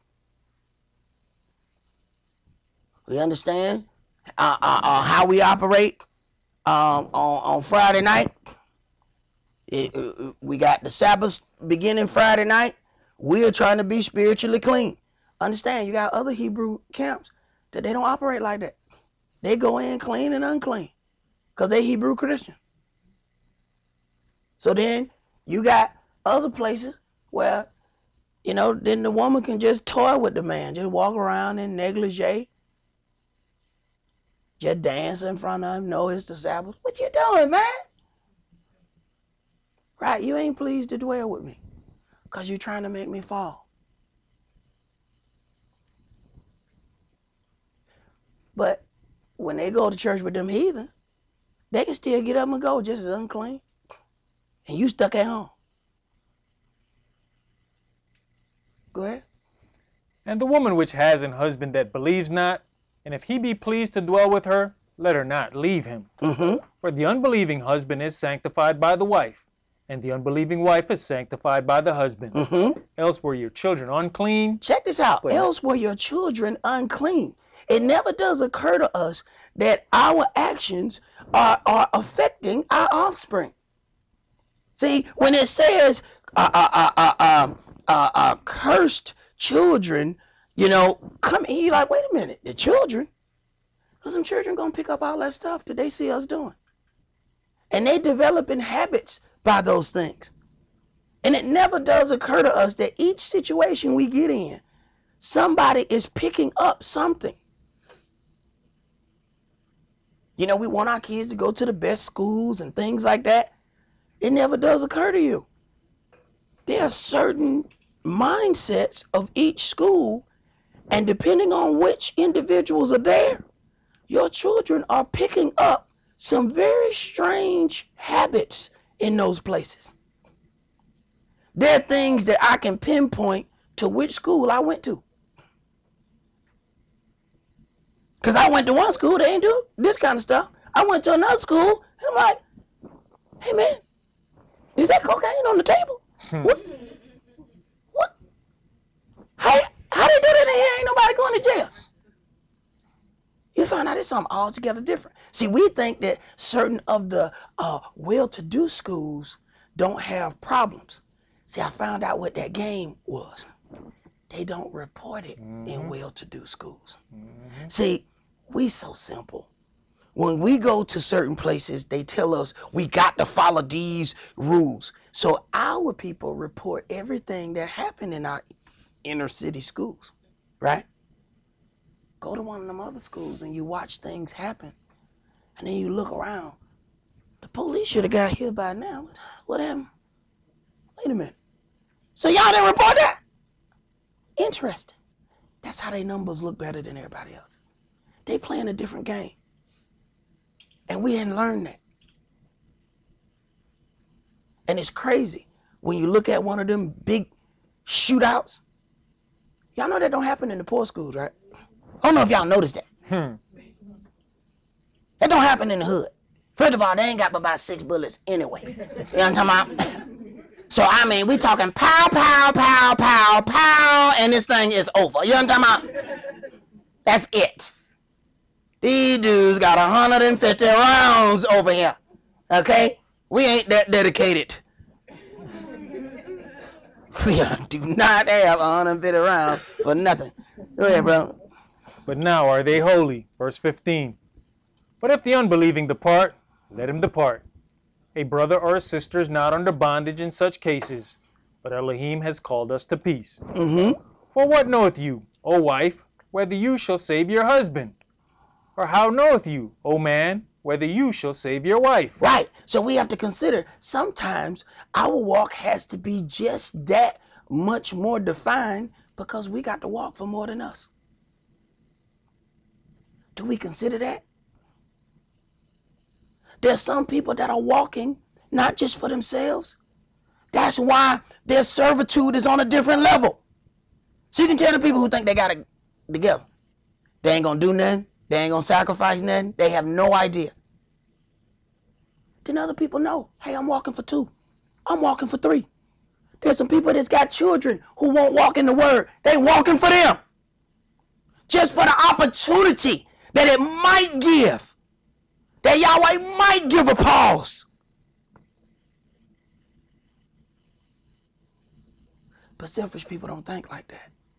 All they can think about themselves. Go ahead. But as Elohim has distributed to every man, as the Adonai has called everyone, so let him walk. And so ordain I in all churches. Is any man called being circumcised? Let him not become uncircumcised. Is any called in uncircumcision? Let him not be circumcised. Right. And you have those that were, because we did get some email questions about whether or not the circumcision was necessary to take part in Passover. And it was not the circumcision. The baptism has overridden that for the time being. But there will come a time that, as it is written, he who is not circumcised in heart or in flesh will not enter into his kingdom. So, but we have a grace period for that, because the Euro Gentiles were called and wasn't even given circumcision. And they still have the right. So why would Yahweh turn around and say, well, no, Israel can't come in without that circumcision, even though it was given unto us? We have to understand that we have been spread all across the 4 corners of the globe, and we did not grow up in these things. And it's not the way they have made things. Things are not easily obtained like it was before. I mean, we're talking about you'd have to, pay some money if you don't have insurance. You have to look at, they don't really call a circumcision a necessary thing. So you might get to the point where they're like, no, we're not going to perform that. If you didn't get that done as a child, we're not going to pay for that. You may have to pay for that out of your pocket. That wouldn't have been so in our land. If somebody didn't get it because they made a decision not to. That's not what happened here. We had blocks of periods where they specifically would not circumcise black children. And why did they take that action? And we just do not take the time to understand. And then we don't take the time to look up these hospitals and find out these are Jewish hospitals who took the initiative to not circumcise black boys. And if there's anybody who understood that, it was the so-called Jewish. They knew what they were doing. Go ahead, bro. Verse 19. Circumcision is nothing, and uncircumcision is nothing, but the keeping of the commandments of Elohim. Let every man abide in the same calling wherein he was called. Are you called being a servant? Care not for it, but if you may be made free, use it rather.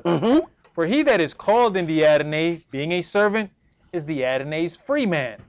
Likewise also he that is called, being free, is the Mashiach's servant. Right. Do we remember what or how we were called?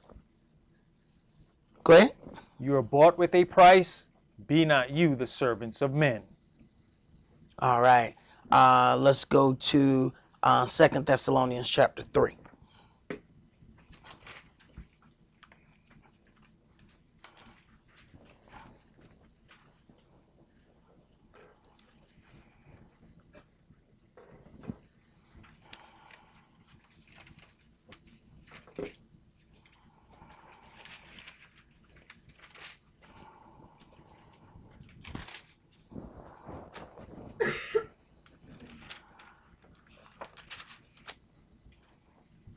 Second Thessalonians chapter 3 and verse 1. Finally, brethren, pray for us, that the word of the Adonai may have free course and be glorified, even as it is with you, and that we may be delivered from unreasonable and wicked men. For all men have not faith, but the Adonai is faithful, who shall establish you and keep you from evil. And we have confidence in the Adonai touching you, that you both do and will do the things which we commanded you. And the Adonai direct your hearts into the love of Elohim and into the patient waiting for the Mashiach. In the patient waiting for the Mashiach. But like this thing is, you know, Israel is ready for their redemption. But what if that redemption don't happen in the calendar year of 2019?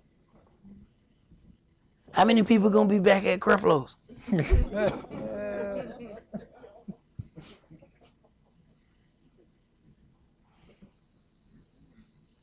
Hey, the whole 1999 was a wonderful song. It was because Prince was a Jehovah's Witness and he thought the world was going to end in 1999. Awesome song. Horrible prophecy, but awesome song. Awesome song. I loved it. Yeah, wrong prophecy. You get to the point where people start selling all their articles and start doing everything. You know, you have to look at some of these things and put them in today's context. When it says that our people came out of Egypt and it said, you know, borrow of the Egyptians. You know, you have to ask yourself, what were we borrowing and how? I mean, we know we was doing black bar. You know, black bar when you don't pay back. So if we on our way out, you know we ain't paying this back. But we borrowing, what were we borrowing of? And you have to consider, most of us have gotten into this thing of home ownership and all of this. And one thing that we don't really pay attention to, if you've been in a house for a while, you got equity in that house. Things get too bad, maybe that's the borrowing that we're supposed to be doing. Let me go ahead and get the money, the equity out of this house. All right, sir, that's 40,000. All right, I got 40,000 just in case this thing get ugly here. Let me just sit that right there. See, we so busy trying to pay things off. It's like, wait. Let me go ahead and borrow this. I still got the money. I still got the house. When everything fall, all right, I'm out. Get my 40 grand. I already got it. I'll go ahead and get it. So we have to consider that, because all of them went to borrowing of the Egyptians. What did they use to borrow? You know they finna get ready to leave. They got some kind of property. That's just something that we might have to think about. Go ahead. Verse 6. Now we command you, brethren, in the name of our Adonai Yahshua the Mashiach, that you withdraw yourselves from every brother that walketh disorderly, and not after the tradition which he received of us. Right. So we were given an order. The children of Israel learned from the law. Saul would have to go and teach these people the order because they were not raised up in the law. So he has given them the order that Israel is supposed to already know. That's why we read these things and it's a learning thing for us, but we're supposed to already know some of that stuff that he's teaching. Matter of fact, we're supposed to know all that stuff already. But the ones that decide that they're not going to walk by the order, he said get rid of them. Go ahead. For yourselves know how you ought to follow us, for we behave not ourselves disorderly among you, neither did we eat any man's bread for naught, but wrought with labor and travail night and day, that we might not be chargeable to any of you. Right. We didn't eat anything for naught. See, this is how the rich mocketh the poor. Come in and let the poor pay for everything while the rich do nothing. We learned that from America. Because that's what she does. See? The rich keep getting richer because they don't use their money. They use your money. Go ahead. Not because we have not power, but to make ourselves an example or ensample unto you to follow us. For even when we were with you, this we commanded you, that if any would not work, neither should he eat. Now we'd be wrong if we just didn't put no plate in front of people who don't do nothing. And you just get up and be like, you know what? Hell no, you ain't did nothing. Here you go. So. And I'm going to be the first one to do it. What? I'm going to be standing out there when they hand out plates and I'm going to snatch somebody. Give me that damn plate. Here, eat that. Right. Do something. Then you get this. Right. People going to be like, that damn sock's so dirty. Oh, he's so dirty, I can't stand him. Right. You ain't going to like Yahshua either. Go ahead. For we hear that there are some which walk among you disorderly, working not at all, but are busybodies. That's why they got so much time to get in shindiggery. Because they don't do nothing. So they can party and BS all the time. Just busybodies. All in other folk business. Right. It's because you ain't got nothing else to do.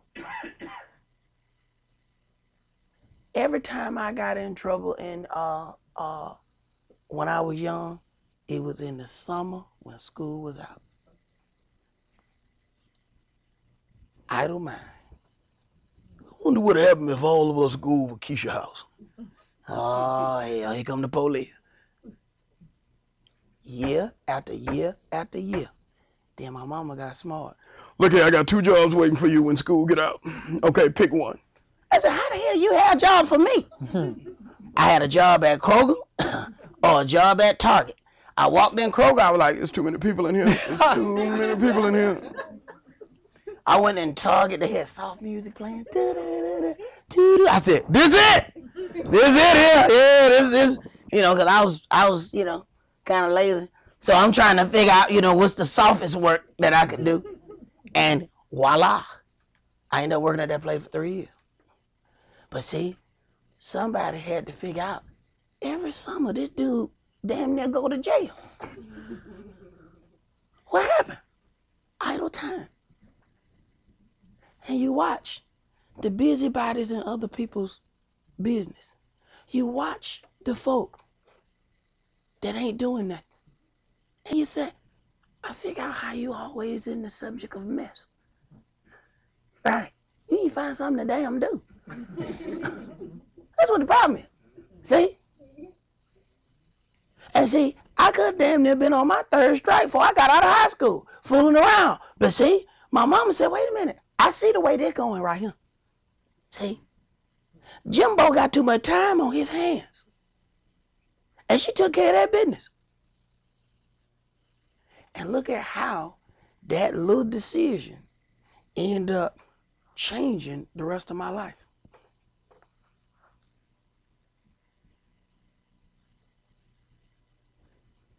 When I got to that place, Rebecca was working at that same place.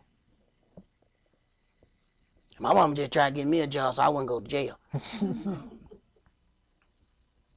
But that ended up affecting the rest of your life.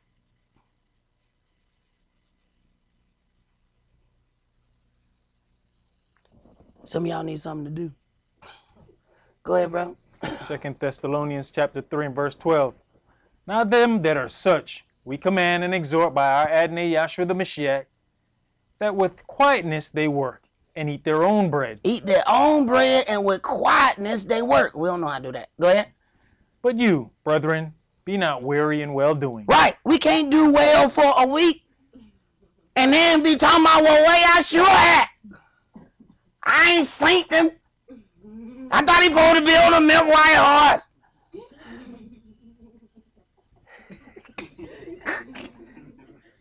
And that song was perfect for Elder Barak, by the way, because the beat in it sound like him stomping. Mm-hmm. Everybody know that's all he do is stomp. The beat sound like it's him stomping before he sang. So that was absolutely perfect. He picked the right song for him. Go ahead.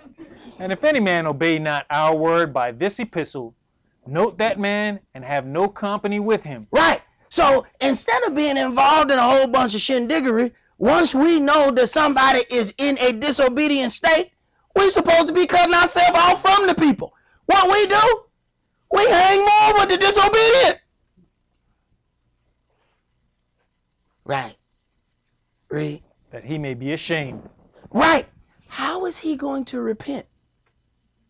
There ain't no shame in him because you keep hanging with him.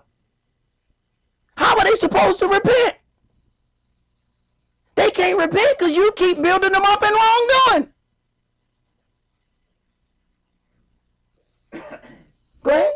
Yet count him not as an enemy, but admonish him as a brother. Right, because the whole purpose is to get them to repent and change their ways. But how they going to change it because you keep upholding them?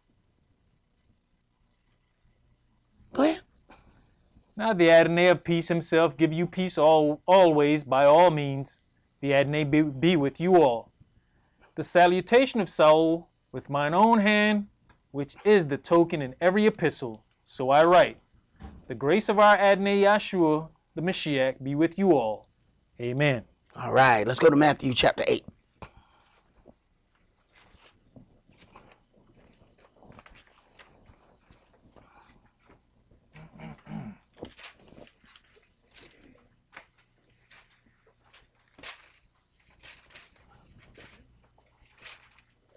Matthew chapter 8.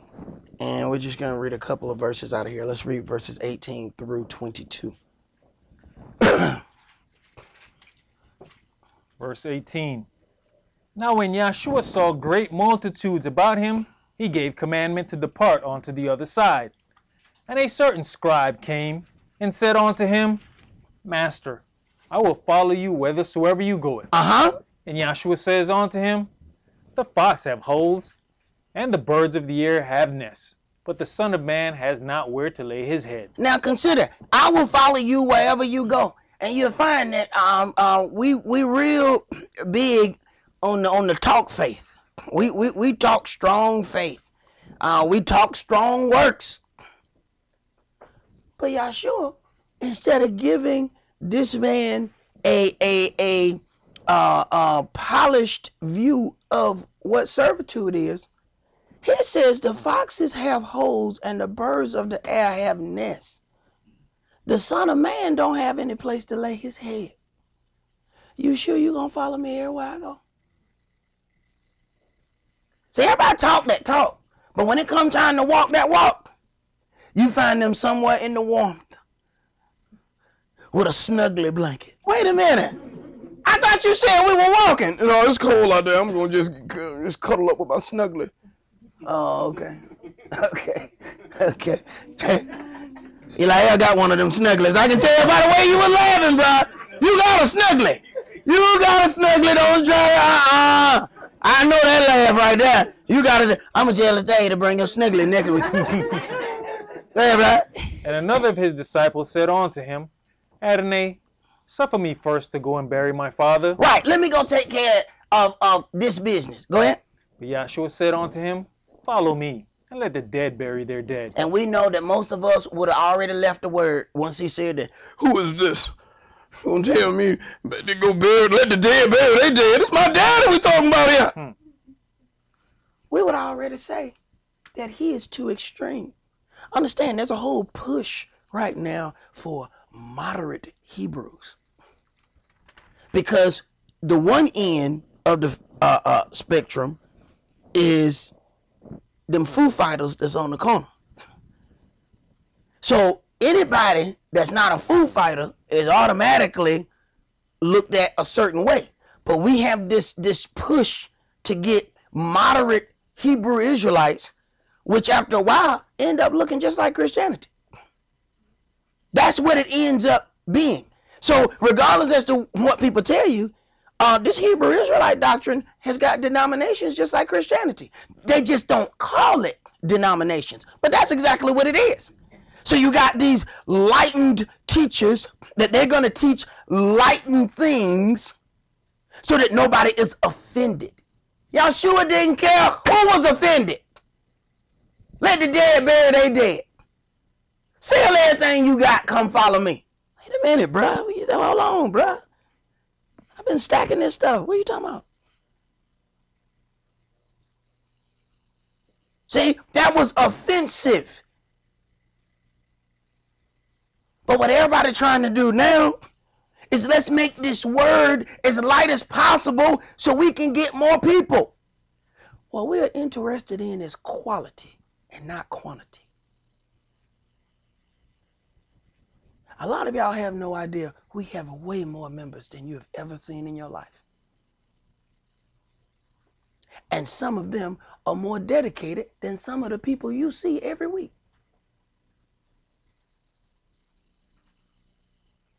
Go ahead. That was it. That was it. Yeah. Let's go back up to Matthew chapter 7 and start at verse 12. Matthew chapter 7 and verse 12. Therefore all things whatsoever you would that men should do to you, do you even so to them. For this is the law and the prophets. Right. Now why is Yahshua talking about the law and the prophets if all of this stuff has been done away with? Whatever it is that you would do, that you would that men should do to you, do even so to them. It is utterly amazing. People don't want to be lied to, but will turn around and lie. People expect things out of people that they not going to do for anybody else. And don't see it as hypocrisy. And will demand of other people what they ain't going to do for nobody. And have no idea that Yahshua got a problem with that. See, anytime we know good and do it not, it's sin unto us. Now, how does he judge that? Oh, when you required it of somebody else, but did not do it yourself, you have already marked sin upon yourself. Not so much because it's written in the law, but because you required it of somebody, but wouldn't do it yourself. Go ahead. Enter you in at the strait gate, for wide is the gate, and broad is the way that leadeth to destruction, and many there be which go in thereat. Because strait is the gate, and narrow is the way which leads on to life, and few there be that find it. But you know what? We want those broad paths. See? That's why we go to join on to all this other mess, because we see other people joining on to that mess, and it looks attractive. That's why you got the moderate Hebrew movement. Let's say these things as nice as possible, and we're going to make it look like Christianity. So we're going to blend a lot of Christian concepts in with it. And that attracts a lot of our people, especially if you can do that with women and they don't have to lose anything coming from Christianity to the true word. See? So the more you're dealing with, especially women who have never heard of being out during a menstrual cycle, you go to one of these moderate movements where they don't observe that. Now the woman don't have to have a situation where she's out. Well, that's going to automatically bring more women. And we know how any situation goes. If you bring more women, you get more men. That's how that situation works. So now you got situation on top of situation that's built on falsehood. Go ahead. Beware of false prophets, which come to you in sheep's clothing, but inwardly they are ravening wolves. Right. And can we notice a ravening wolf who's smiling and talking sweet? Read. You shall know them by their fruits. Do men gather grapes of thorns or figs of thistles? Even so every good tree bringeth forth good fruit, but a corrupt tree brings forth evil fruit. A good tree cannot bring forth evil fruit, neither can a corrupt tree bring forth good fruit. Every tree that brings not forth good fruit is hewn down and cast into the fire. Every tree that brings not forth good fruit is cut down and cast into the fire. So you're going to either bring forth fruit or you are going to bring forth heat. One way or another, you're going to be profitable to the Elohim of the earth. Sound like it would be better to bring forth fruit than to be thrown in the lake of fire just to bring forth heat. Go ahead. Wherefore by their fruits you shall know them. Not every one that says unto me, Adonai, Adonai, shall enter into the kingdom of heaven. Now this is one of the things, one of the biggest confusing parts of the book, because everybody claim that they working for the Lord. Go ahead. But he that does the will of my Father which is in heaven, many will say to me in that day, Adonai, Adonai, have we not prophesied in your name? Now, this is interesting. Now, these people are going to believe that they've done great works. Go ahead. And in your name have cast out devils? Cast out devils. Go ahead. And in your name done many wonderful works? Uh-huh. And then will I profess unto them, I never knew you. Depart from me, you that work lawlessness. Now, consider this. Not I knew you at one time. Not I used to know you. I ain't never known you. You were never part of my fold. Wait a minute.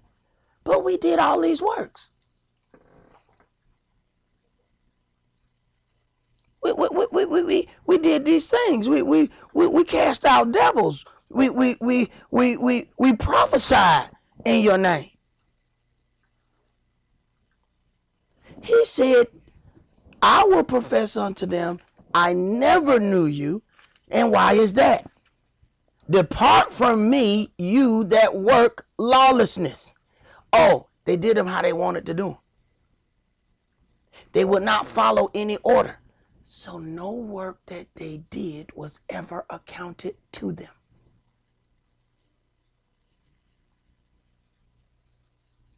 See, if you do something in the wrong manner, it's like you never done it. And if he don't accept it, you didn't do it. See, Yahweh don't have to accept everything that we offer. And I mean, we can see that very easily. Cain had an offering. Abel had an offering. Yahweh didn't accept Cain's offering. Simple as that. So no, I'm not going to accept it. And when you see some twisted stuff, Yahweh may be doing the same thing to some of us. And said, no, I'm not going to accept your offering. This is why Yahshua said, if you know your brother got out with you, you know that there's an issue, leave your offering. Don't offer it yet. Why? Because he ain't going to accept it.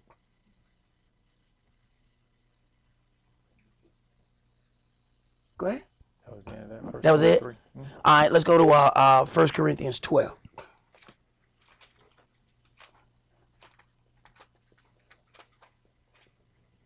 $12.22.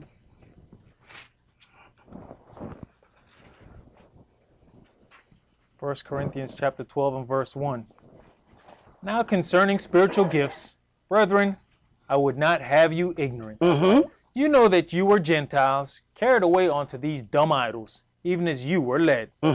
Wherefore I give you to understand that no man speaking by the Spirit of Elohim calls Yahshua accursed, and that no man can say that Yahshua is the Adonai, but by the Holy Spirit. Now, he says that you Gentiles were carried away unto these dumb idols. Now, some people could get offended right there. Why you gonna call our idols dumb? I mean, that's just, that ain't nice. I mean, we worshiped them as gods before you came. That could have just turned some people off. Go ahead. Now there are diversities of gifts, but the same Spirit. And there are differences of administrations, but the same Adonai. Right. So then the same Spirit gives different gifts to facilitate the different areas of the spiritual body. Go ahead. And there are diversities of operations, but it is the same Elohim which works all in all. But the manifestation of the Spirit is given to every man to profit withal. For to one is given by the Spirit word of wisdom, to another the word of knowledge by the same Spirit, to another faith by the same Spirit, to another the gifts of healing by the same Spirit. Right. So then the question is, do we allow our personal gifts to be utilized by the Spirit? Because all of these gifts were given for different areas of the body. Go ahead. To another the working of miracles, to another prophecy, to another discerning of spirits, to another divers kinds of tongues, to another the interpretation of tongues. But all these worketh that one and the self same Spirit, dividing to every man severely as he will. For as the body is one, and has many members, and all the members of that one body, being many, are one body, so also is the Mashiach. Right. So then just as we have many different limbs in our natural body, there are different limbs in our spiritual body, and they all have to work together for a common cause. Now, if one part of that body decides that it is not going to do its function, there is now a schism in the body. And other parts of the body are going to have to compensate for what that portion of the body does not do. If the legs go out, when you grab or just touch a brother or sister that's been in a wheelchair, you'll find out that their arms are absolutely strong beyond what you would think they should look like they should be able to do. And it ain't muscles like going to work out. It is the strength of constant usership.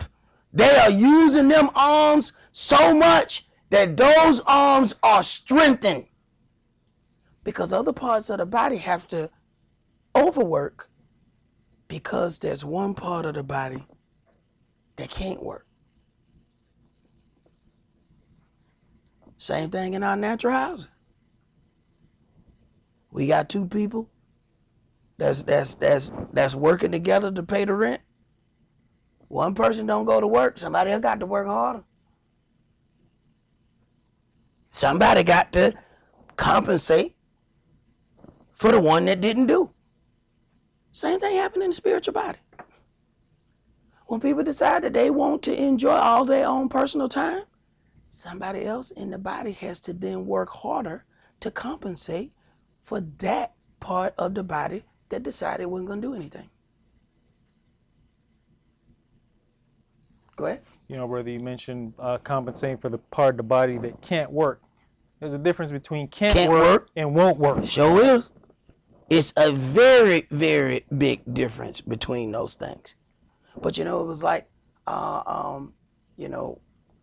we read, if something is not profitable unto Yahweh, he has a tendency to get rid of it. Say, either you're going to bring forth fruit or you're going to be cast into the fire and bring forth heat. Well, you know, Yahweh commanded us, the things that are within, you deal with. The things that are without, I deal with. So there's certain things that we let go on for a little while. But don't be surprised when we introduce some people to that door. Because we deal with things for a little while. And then we show you that door is in the same place it was when you came through it. Because if not, Yahweh going to require it of us. See, any part that is a problem in the body,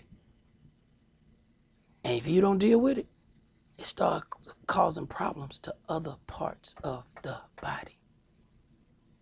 And whenever that happens, you either deal with it, or then I got to deal with Yahweh dealing with me. And the problem is, other people have not seen the power of Yahweh. Oh, I don't want nothing to do with him. See, the biggest part of my success is I'm a punk. I'm scared of him. The problem is other people are not. Because he hasn't shown them his power. That's why they're not afraid. But once he shows you his power, I guarantee you, you will not do some of the stuff that I see people do. Once he shows you his power, you will understand why I do what I do. But when he hasn't shown you, people feel just as justified doing some of the stuff that they do. Because they don't know his power yet. But I guarantee you, he know how to get your attention. Go ahead. Verse 12. For as the body is one and has many members, and all the members of that one body, being many, are one body, so also is the Mashiach. For by one Spirit are we all baptized into one body, whether we be Yehudis or Gentiles, whether we be bond or free, and have been all made to drink into one Spirit. For the body is not one member, but many. The body is not one member, but many. So if what if that part of the body does not want to operate in the body? See, whenever one portion does not function, it comes down to the part where, okay, you either have to amputate that part or you let gangrene set in and it starts to affect the whole rest of the body, and sooner or later the body dies. So you got to cut that part of the body out. Go ahead. If the foot shall say, because I am not the hand, I am not of the body, is it therefore not of the body? And if the ear shall say, because I am not the eye, I am not of the body, is it therefore not of the body? Imagine if your eye and your body want to look, but for somebody else. You trying to look over here and they be like, no, Kish looking this way. Hey man, so I got one eye going this way and the other eye want to look at whatever the hell Kish looking at. Wait a minute. There's something wrong with this damn eye. I'm trying to look this way, but Kish is looking. Now I don't care about what Kish looking at. I'm looking this way. But see, this eye for some reason like Kish. So this eye want to look at everything Kish look at. So now, for me to get both my eyes going in the same direction, I got to convince Kish to look my way. Now see, now my body not going to function the way the hell it's supposed to be functioning. See? Because all my members not getting this direction from the same place. See? So now I got to negotiate with Kish so I can fully see what I'm looking at. Well, that ain't going to work. Go ahead. If the whole body were an eye, where were the hearing? If the whole were hearing, where were the smelling? But now has Elohim set the members, every one of them in the body, as it has pleased him. Right. Elohim has set the members, every one of them in the body, as it has pleased him. Elohim has set us in this body as it has pleased him. When we decide something else, we say, Yahweh must have made a mistake.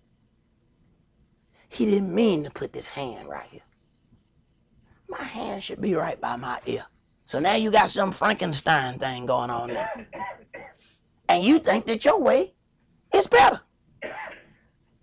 And everybody else gonna come and look at you. Why is your thumb by your neck? Why is that normal to you? You thought that was right? Yeah, Yahweh didn't know what he was doing. I mean, he just a God. Go ahead. I got a joke for you because I got to grab on to everything I hear. Hey, bro. Hey, there's some strange stuff that goes on. You know, and what we will do, we will rationalize our strange dealings.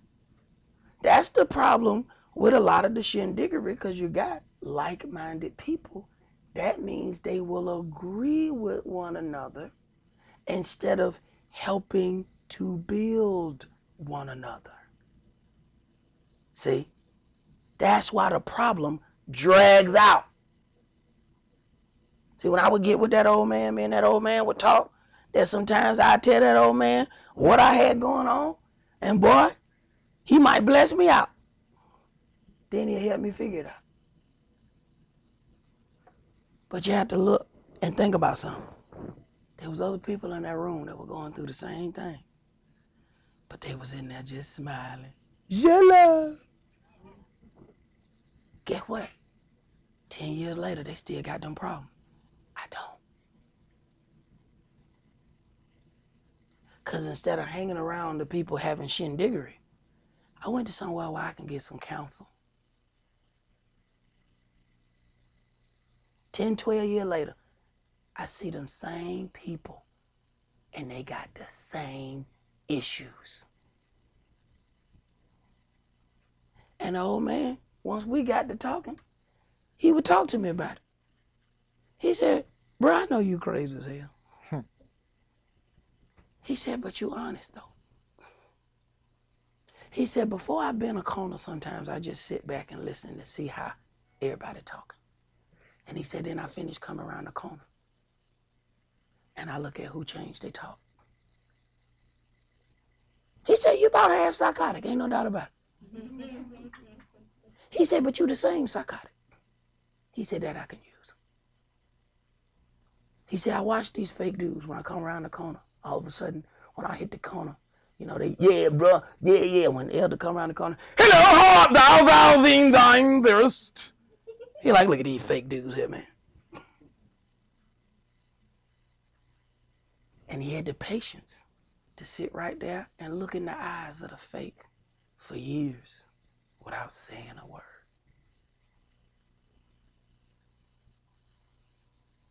And the Spirit worketh that kind of patience in us if we let it. Go ahead. But now are they many members, yet but one body. And the eye cannot say unto the hand, I have no need of you, nor again the head to the feet, I have no need of you. Nay, much more those members of the body which seem to be more feeble are necessary.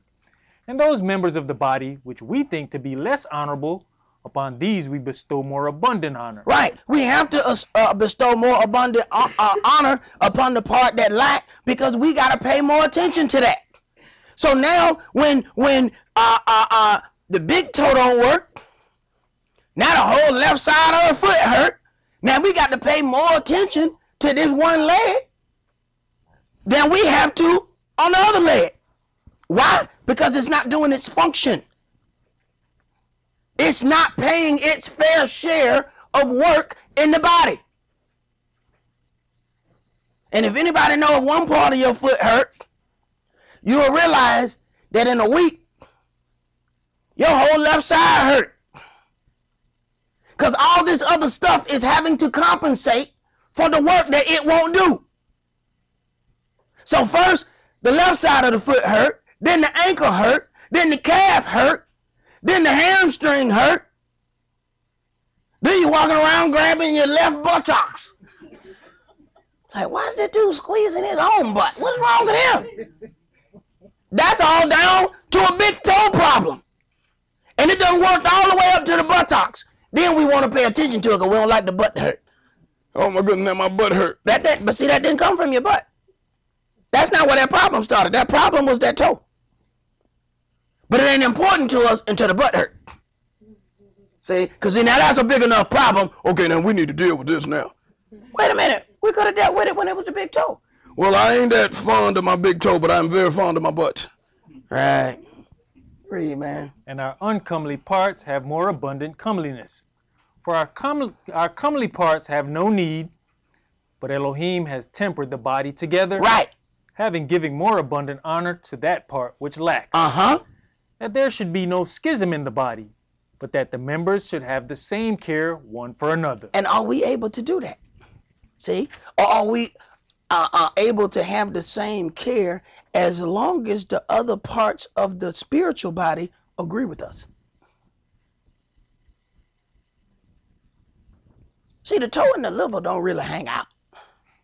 You know, they ain't never going to be in the same place at the same time.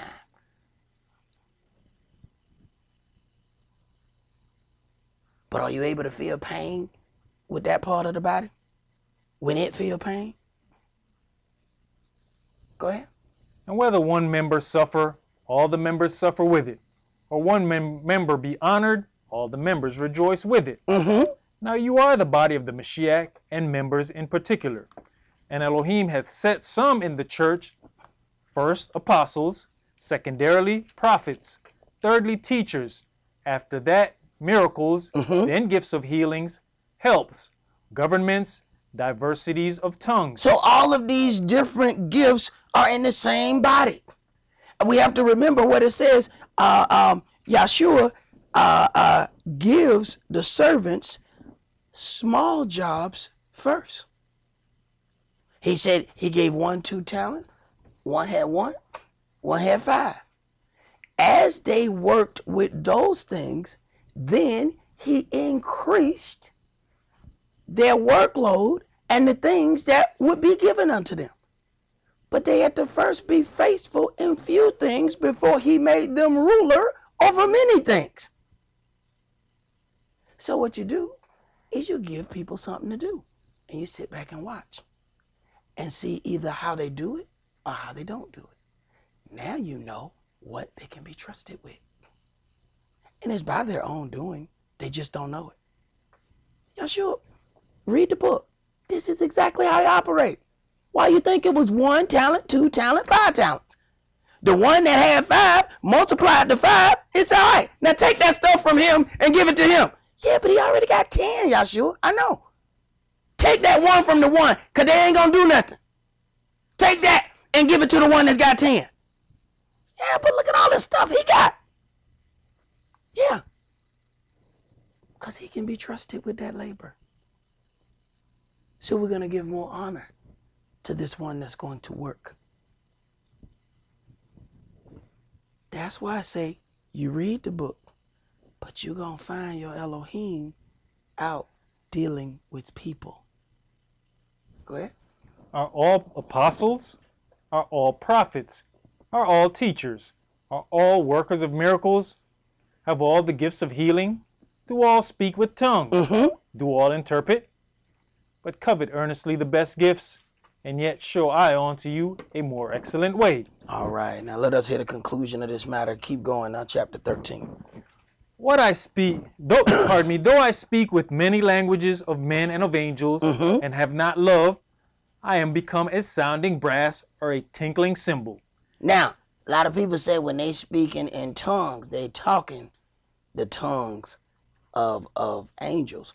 We have to consider what was written in the beginning. It said there was one speech among the whole earth. Yahweh was the one that divided the languages. He said it wasn't good for all the people on the earth to be together because of what we began to do together. Go ahead. And though I have the gift of prophecy and understand all mysteries and all knowledge, and though I have all faith so that I could remove mountains and have not love, I am nothing. And though I bestow all my goods to feed the poor, and though I give my body to be burnt and have not love, it profits me nothing. Right, and we watch the Gentiles, we watch them feed the poor, and we want to do those things because it look really nice. You know, it looks like a really good work. Man, them people 501c3, they done got all that stuff for free. They going out delivering free stuff.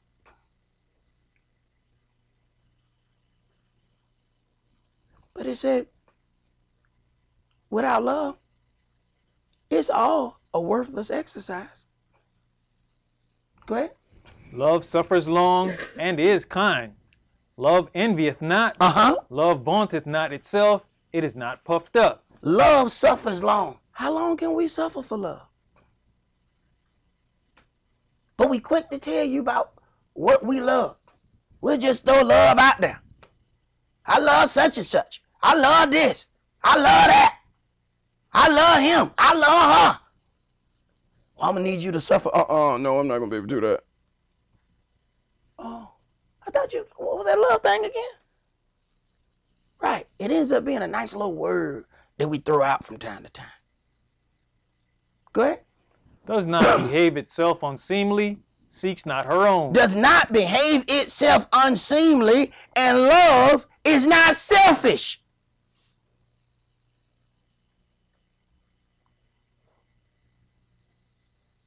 Go ahead. Is not easily provoked, thinketh no evil. Is not easily provoked. These are all the attributes of love. And we'll throw out this love thing, talking about how much we love one another. Do we even study any of these attributes of love and see if we have that toward one another? Go ahead. Rejoices not in lawlessness, but rejoices in the truth. Right.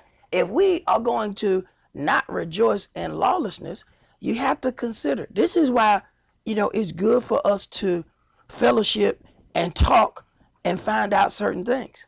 Because people will invite you to a lawless situation, and if you don't have a certain amount of information to look at that in a certain way, you don't know that you've been invited to a lawless gathering.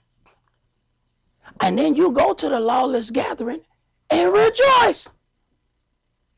Now you've been tricked to rejoice in a lawless gathering. Now how does Yahweh now look at you?